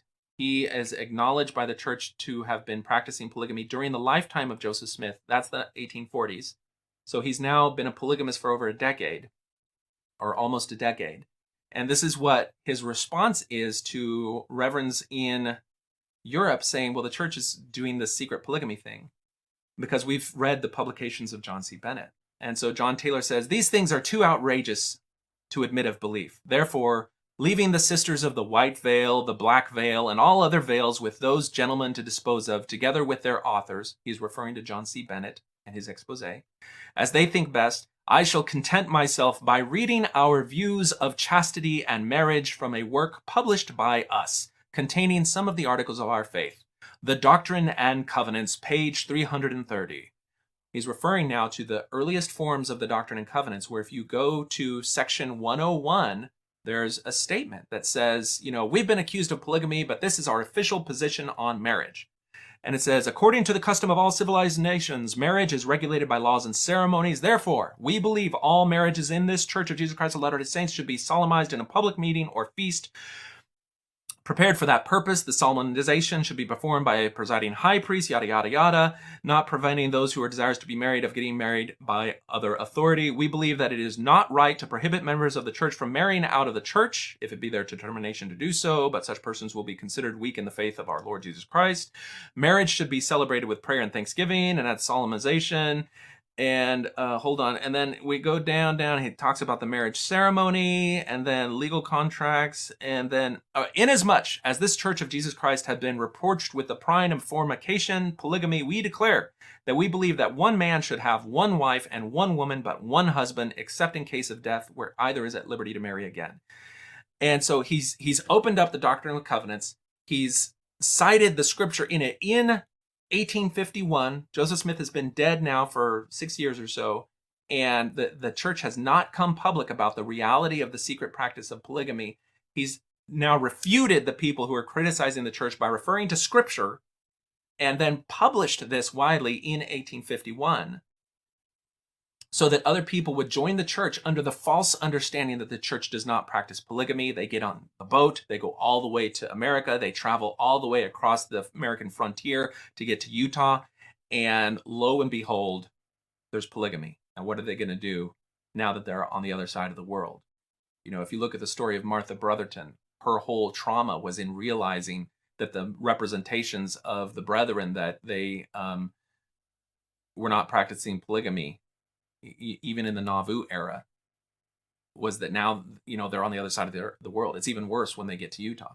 So this is an example to me of a bald-faced lie that an apostle was giving. And again, the rationales that we're going to see Elder Oaks gives are the same rationales that are applied at this time. They're defending a higher principle. They're defending the kingdom of God, the work that's going to come forth. They're not seeing themselves as doing a lie. They're being silent for a season so that the truth will come out later, and then it's not a lie. It's just they were commanded to keep certain secret doctrines, sacred doctrines, secret. But that's not a lie, because they've now called it something other than a lie. Okay. Let's go ahead and stop that screen share. Let's see if there's anything else worth. I don't know what's taking this clown longer. I don't know if you guys realized it, but RFM was wearing his merch. He was wearing a T-shirt thereby fulfilling one part of the midlife crisis. You know, he's got to dress younger than he actually is. We're just waiting for a little ponytail to pop up on the back and for him to buy a highfalutin sports car with all that donated money that he keeps shilling for at the end of every show. All right, what else do we have that would be interesting to go into? There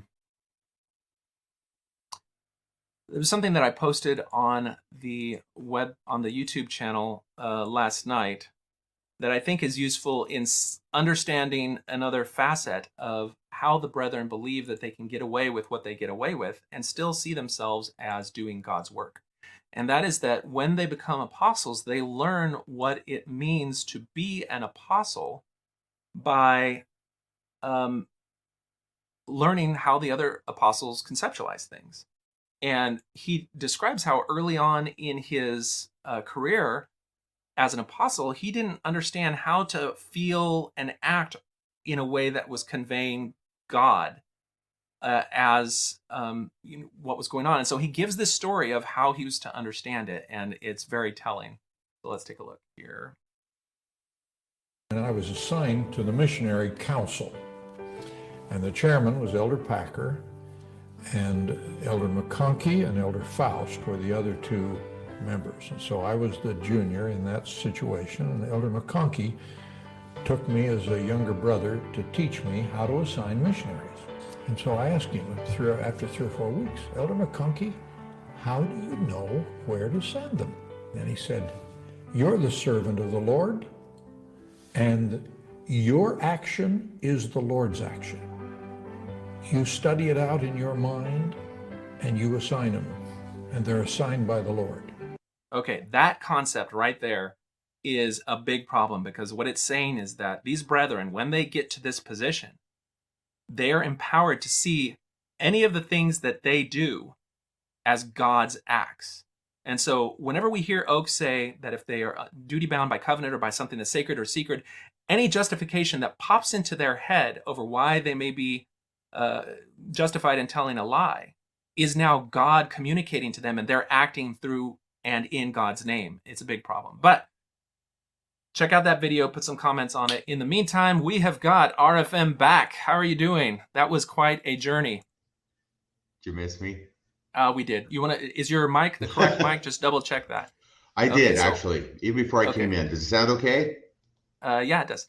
Okay, so I'm going to hit share screen. I'm going to bring back our notes or our Elder Oaks Online.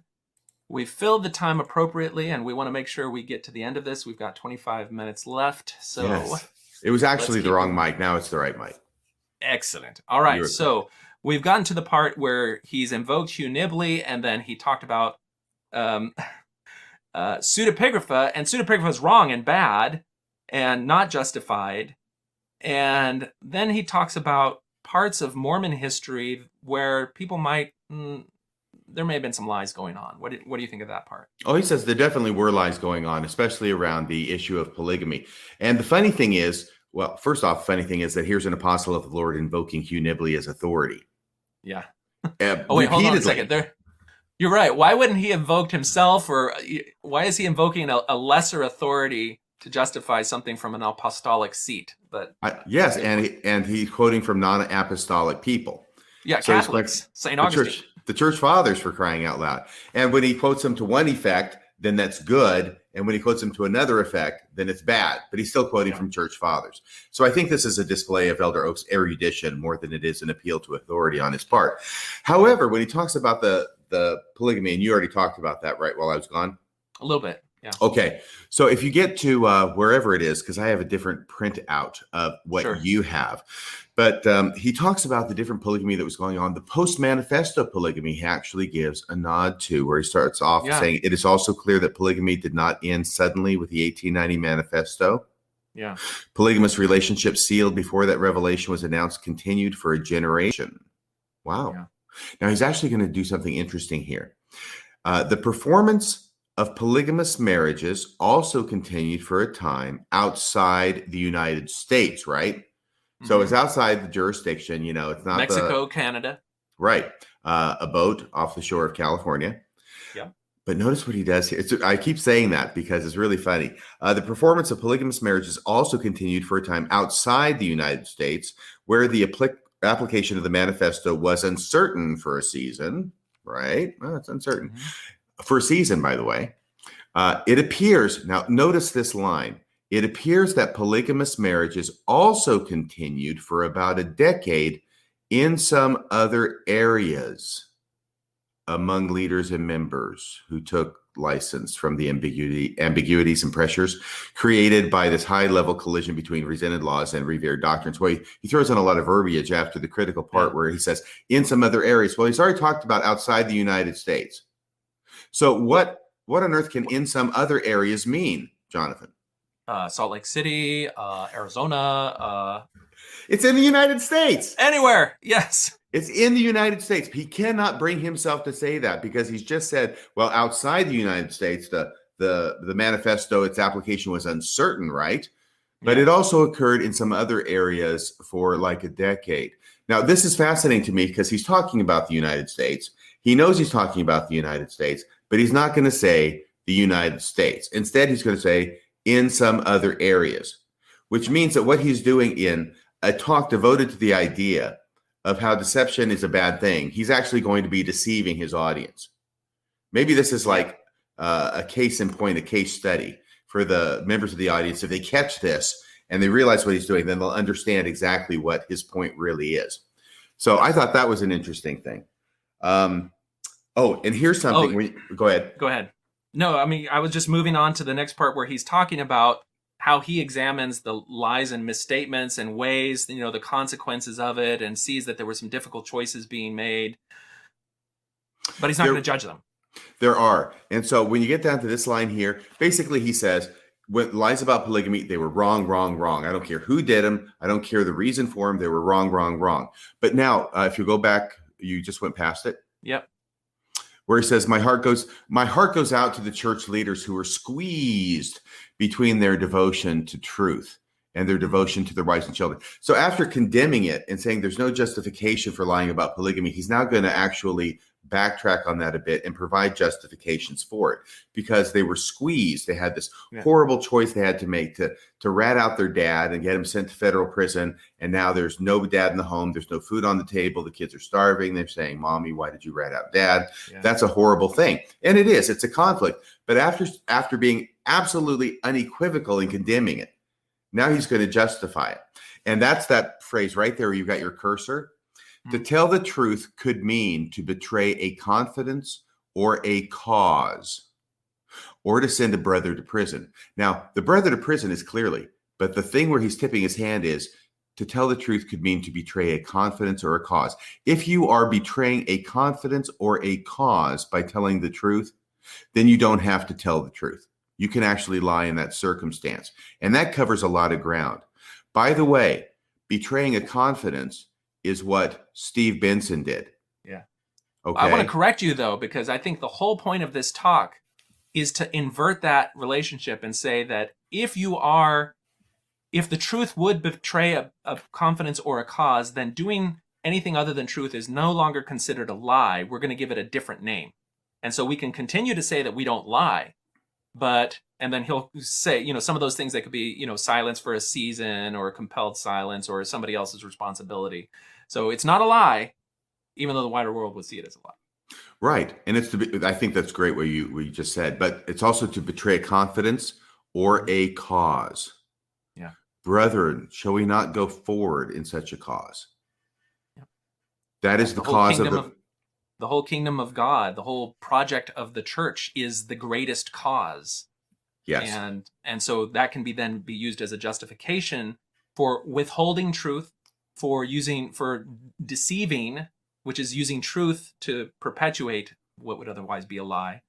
Right. It's okay to lie if you're going to be betraying a confidence or if you're going to be betraying a cause. And boy, can that take in a lot of ground. And so now this is probably the strongest statement that he makes against lying. But he's very carefully using the word lying, and he's got to focus on that lying as bad, because the rest of the talk is devoted to how are we going to call what is essentially lying something other than lying so it can be justified. Does this mean we condone deliberate and important misrepresentations of fact in a circumstance in which they are clearly intended to be believed and relied upon? Never. Lying is sinful as it always has been. There is no exempt category for so-called lying for the Lord. Lying is simply outside the range of permitted or condoned conduct by Latter-day Saint members or leaders. It sounds pretty straightforward, doesn't it? It should, but like all legalistic and lawyerly things, the devil is in the details. Yep. And if it actually meant what it says and what it's meant to be understood as saying, that he wouldn't be acting this way, he would be in the next month in the pages of the Salt Lake Tribune. Yeah. Okay. So then he goes on about something a little bit more specific. He uses some examples from modern church history. Some of those who have commented on the alleged lies told in connection with polygamy have failed to distinguish between the wrongfulness of asserting something that is untrue, a clear misrepresentation, you're saying something that's factually untrue, and the very different circumstance of not telling everything one knows. I wish to comment on that distinction because it's an important one for the legal profession and indeed for all participants in commerce and public affairs. So he's saying that this idea now is not only important in law, but in everyday public life. And that is the distinction between saying something that is objectively false and not saying things that are true, remaining silent or somehow other dissembling the truth. Can I just tell you something that makes sense on its face? It's not how he means it, and I'll get to that in a second. But it's a different thing to say something, and when you speak the truth, and it's totally acceptable that, if you don't say something, then you're not lying. Not saying something is not lying, right? Okay, at least in most circumstances. Now, the problem is that he's not actually talking about being silent, like I was for like 20 minutes there when my computer was rebooting, okay? Except for the swearing that was occurring on this end. What he's saying is not to tell everything you know while you're telling it. And the reason I say that is not only because what he did with Steve Benson, but what he just did before in other areas. He wasn't being silent. He was talking and filling in words, but he used different words to cover what he was being silent about, which was that it was in the United States. And he did that in order to give a false impression. Yeah. Yes. And that's where I think it's important now when you call people out on this, there's a distinction between you're lying, meaning that you're misrepresenting something factually or saying something that is objectively not true, and you are a deceiver or you're deceiving, where you may be saying all true things, but you're conveying a false impression by selectively leaving information out. And he's taking this concept of silence and saying that we can now use that concept of remaining silent to justify selectively leaving information out. And that's at the root of this whole justification. I think that's an excellent point. And can I add that from my point of view, that kind of prevarication, that kind of equivocation that he's advocating is actually much worse than just lying. It also takes a great deal more intelligence, a great deal more creativity, and thinking in order to do what it is that he does so well and what he's describing here. It's one thing for me to say, look, I'm 29 years old. Okay, that's a lie. That doesn't take a whole lot of creativity or thought. All it takes is a certain amount of chutzpah. But for me to come up with a paragraph of language and verbiage that's meant to convey the fact that I'm, what did I say, 39? 29. Did I say 20? Okay, regardless. You're wearing a t-shirt like a 29-year-old. Hey, this is my Don Johnson look. Let me pull up the sleeves here. By the way, can you see what's on my t-shirt? I hope so. Yes, I already invoked your merch, my man. I did. Okay, thank you. And I got, they need to know where to go to get it, though. Oh, teesprings.com, or it's Teespring singular. Well, I think search. It's one of those. Search Radio Free Mormon there. Oh my gosh. Yes. And then you come up with all sorts of great merchandise. But yeah, for me to come up with a paragraph to give you the impression that I'm saying that I'm 29 years old when I'm not actually saying it, that requires a lot more artistry, a lot more work and devotion. And a law degree. Yeah, absolutely. Okay. Well, I want to make sure we get through this. So let's move on, because after he's laid this principle down, he's now going to use scripture, indeed invoke the name of Christ to justify his ethic on what is essentially lying here. And he's going to Yes. say, well, remember, Christ said that you don't cast pearls before swine, ergo, justify selective silence to misrepresent things. And then he says, there's been a lot of examples in the scriptures where the Lord commanded prophets not to write those sacred things, therefore justify concealing, keeping things out of the public view, not responding to things, misrepresenting things. And then the scriptural injunctions establish that the obligation to tell the truth does not require one to tell everything she knows in all circumstances. And then this is where he first invokes the positive duty. Indeed, we have a positive duty to keep many things secret or confidential. Now, there's two different positive duties he invokes in this talk. He talks about there are instances where you have a positive duty to disclose, where you are obligated to disclose. And then there are positive duties where you're obligated to keep things secret or confidential. And we'll get into what things may obligate you. Hint, hint, things that are sacred or taken by covenant or commanded. Who do you get commanded by? By God. Who conveys those commandments? The prophet of the church. And so, all those are justifications where your positive duty to remain silent now trumps any other consideration. And then this is to me the golden line. When truth is constrained by other obligations, the outcome is not falsehood, but silence for a season. What do you think of that? I think that is a golden line, because what he's saying is that when the truth is constrained by other obligations, i.e. when he gives a misleading statement that he can defend, right? Mm-hmm. When the truth is constrained by other obligations, the outcome is not falsehood. Let's stop right there. Let's put a period after that.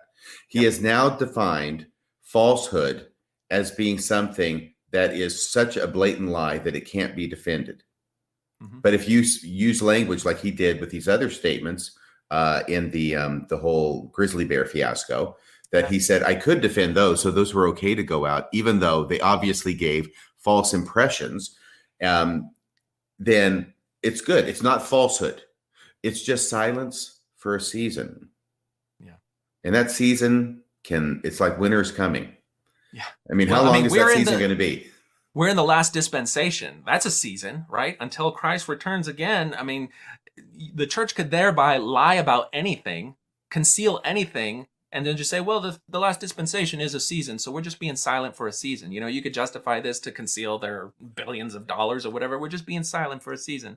Right. And so I think it's more accurate and easier just to call it deception rather than lying, because what he's justifying is deception. And now he's going to quote Hugh Nibley to quoting that effect. St. Augustine. Yes, he's going to say this is where it's permitted to deceive. Not to lie, but just to deceive. It's permitted for the purpose of building up religion in things pertaining to piety when necessary to conceal whatever appears to need concealing, but it is not permitted to lie. And of course, so one may not conceal by way of lying. And he says, I think it would be clearer if he had said one may not lie by concealing. Again, this is just, as long as you can slap the name something else other than lie onto whatever deception you're doing, then it's okay. Can we stop there for a second? Because this is also very important, which is occurring to me now. When he says, I believe that statement, this is Elder Oaks parenthetically, I believe that statement of St. Augustine, who was just quoted, would have been clearer if he had said, so one may not lie by concealing. The first thing is, that's not clear. That's actually not what he said.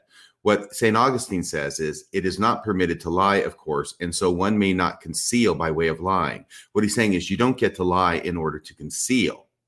What Elder Oaks is reinterpreting that is, and it's important enough that he's going to correct St. Augustine. It would be clear if he had said, so one may not lie by concealing. That is a very important statement, because what he's just said is, if I conceal, I'm not lying. Oh, I see.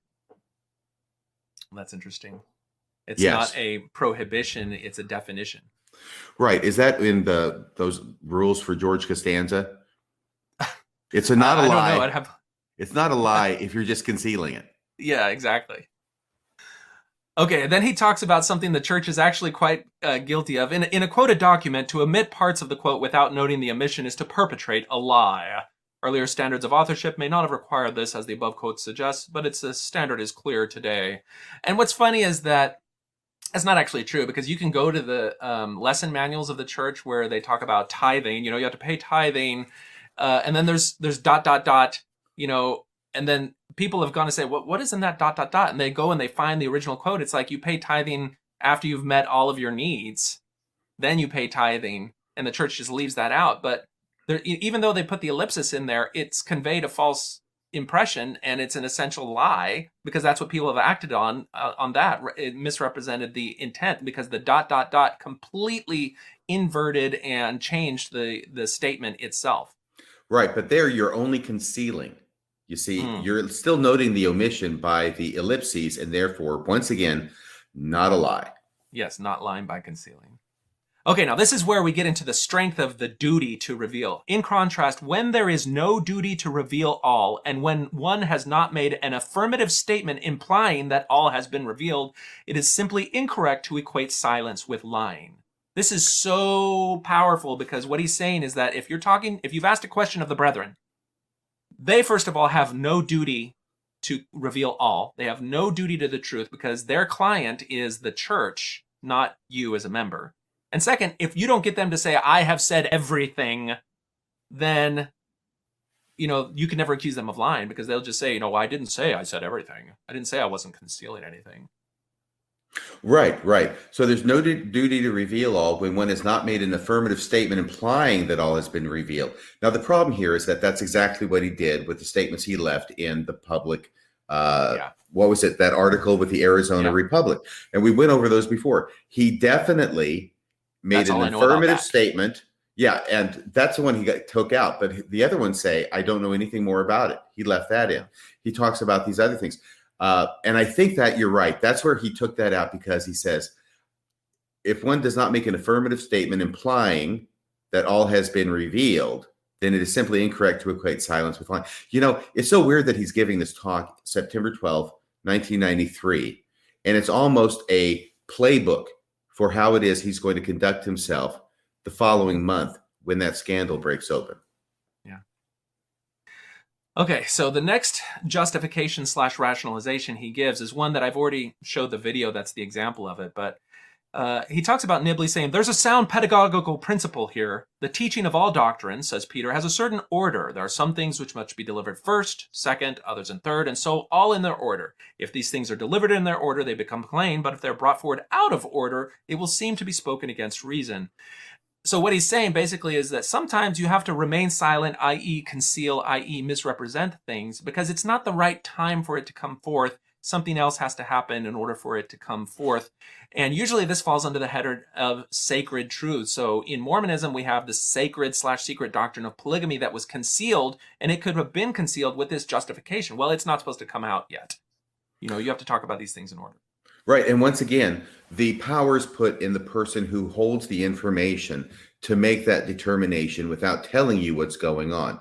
If I don't think you're ready, or if I think you're not ready to hear what it is that I hold in my possession, in my mind, this information, then I am justified in not imparting it to you.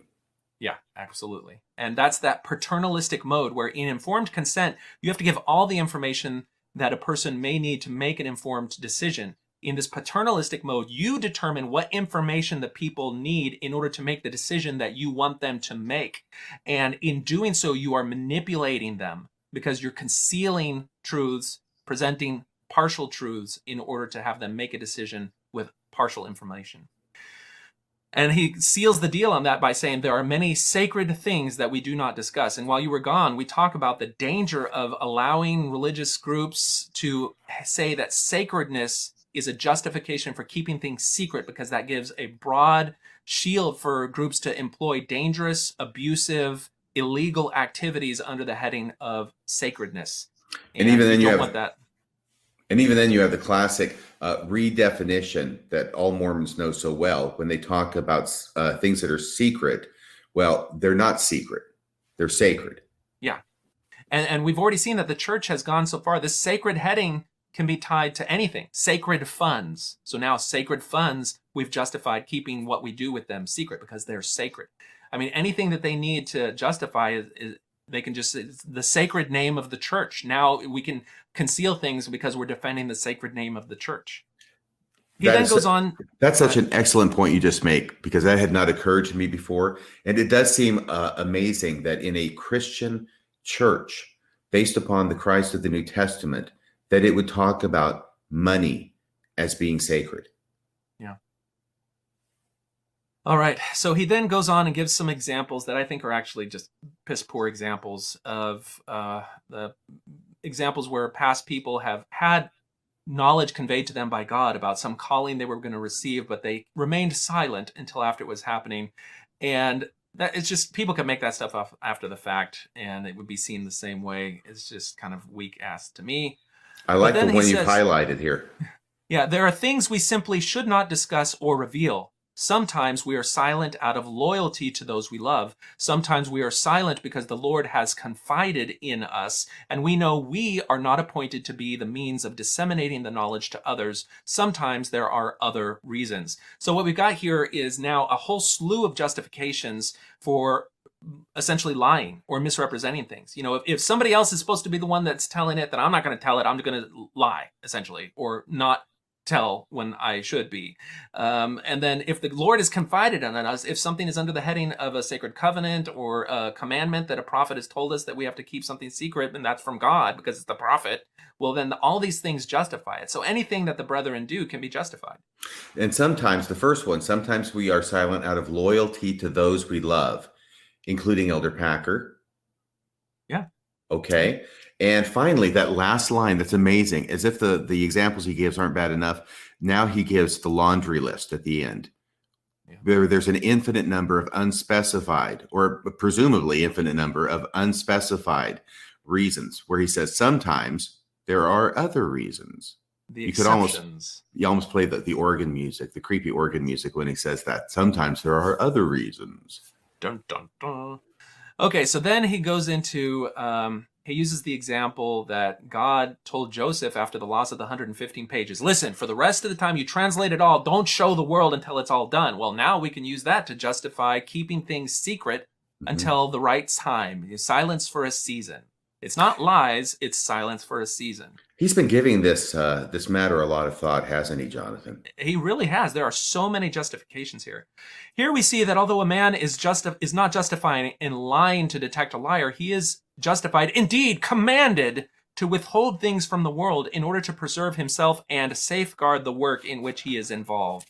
That is so all-encompassing, because everything the brethren do is regarding the work in which they are involved, and so they're justified now in withholding information for those purposes under that heading.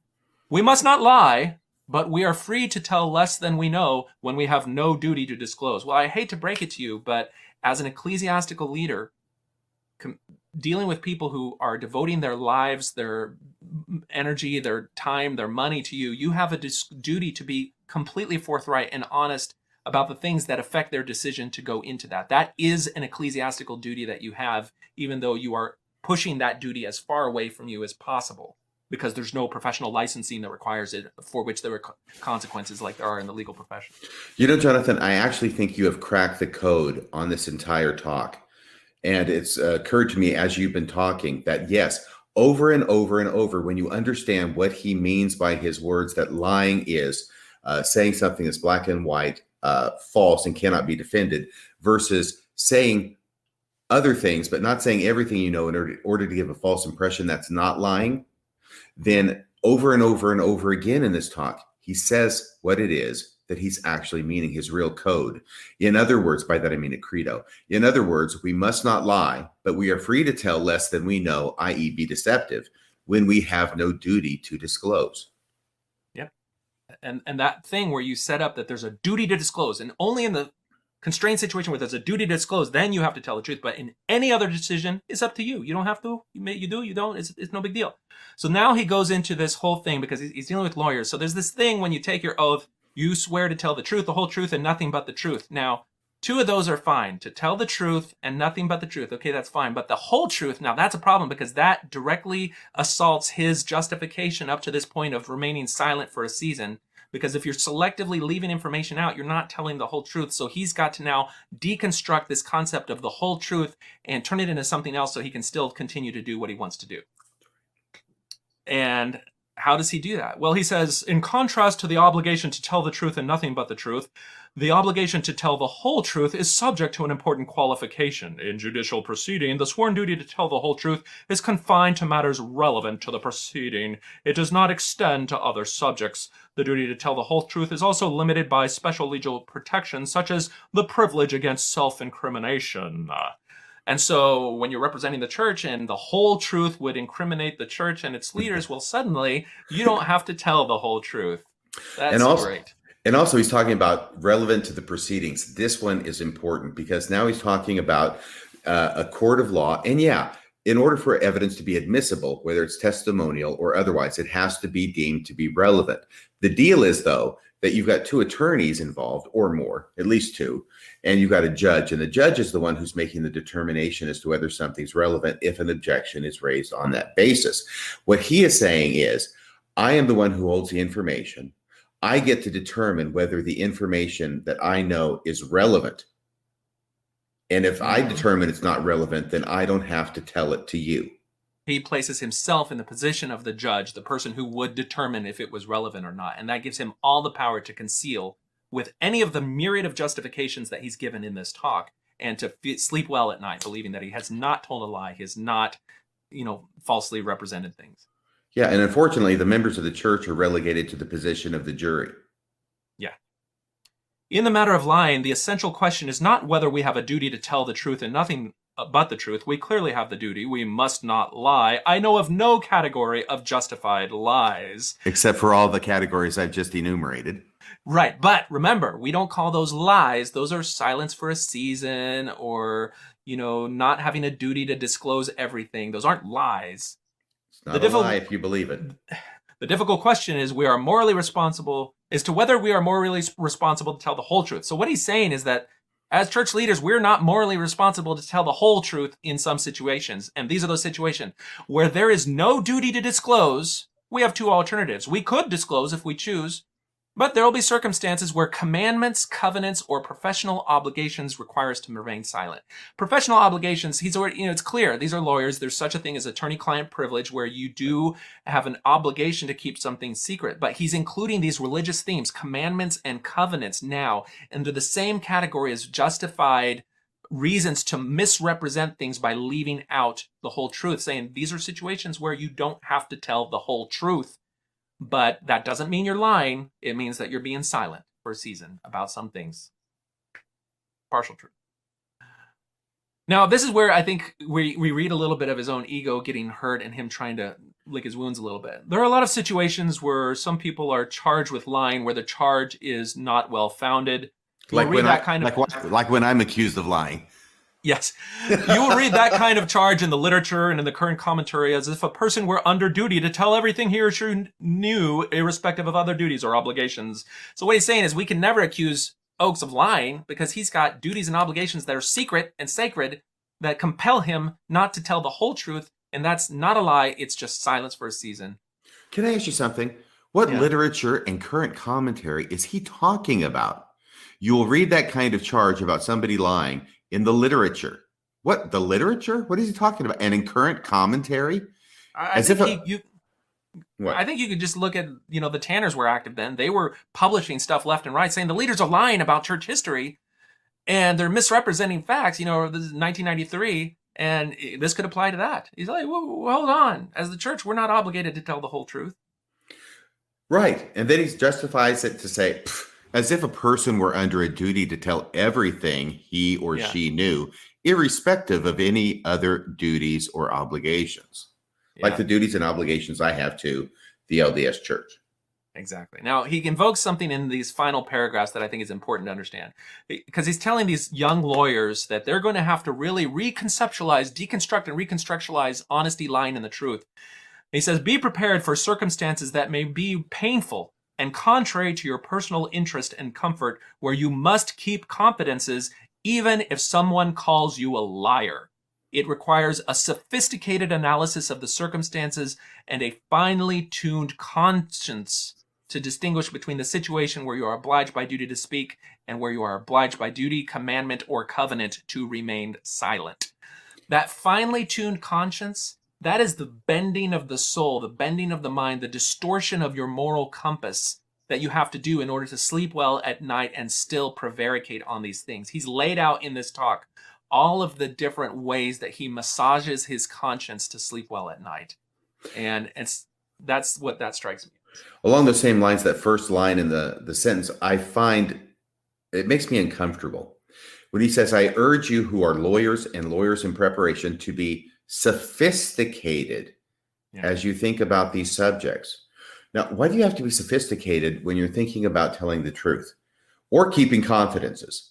You keep a confidence or you tell the truth, but you don't have to be particularly sophisticated. And I think that sophistication is a euphemism for something else, just like finely tuned conscience. He's making it sound like, oh, this is a much more conscientious conscience because it's so finely tuned, when actually I think he means the opposite. And I will tell you as a lawyer, okay, there are no circumstances where let me see here. He says, but also be prepared for circumstances that may be painful and contrary to your personal interest and comfort, where you must keep confidences, even if someone calls you a liar. I have never in my life had someone call me a liar because I'm keeping a confidence. Well, I have to cut it short because I got to go on to other obligations, but I want to make sure that we at least close on we want to go full circle on this, because we've seen Costanza's rules and now we need to see Oak's rules on lying. And so we've got now, in the same mode as our prior one, hold on, let me see where we got. Here we are. You're brilliant. Dallin H. Oak's rules online. It's not a lie if you're silent for a season. It's not a lie if you can rationalize it. It's not a lie if it's for a cause. It's not a lie if it's too sacred to reveal. It's not a lie if you don't have a positive duty to tell the truth. It's not a lie if someone else is supposed to reveal the truth. It's not a lie if the truth would incriminate you. It's not a lie if you tell part of the whole truth. It's not a lie if you are under commandment not to tell. And it's not a lie if you've covenanted to keep it secret. That is absolutely brilliant what you just did. So there's this is it. This is Oak's philosophy on lying. Thank you so much, RFM, for giving us some of your perspective and background. I wish we could have dove more into kind of the legalese and how attorneys may treat some of these things differently, but we're constrained by time and your flipping computer. Sorry, but what you did was perfect. I mean, you have gotten to the heart of this talk. You have dismantled it, dismembered it, exposed it for what he's really saying, and I think you've done it perfectly. Well, I couldn't have done it without you. So until next time, this has been Talk on Things and Stuff. We'll see you later. That's about all for tonight. Until next time, this is Radio Free Mormon, signing off the air.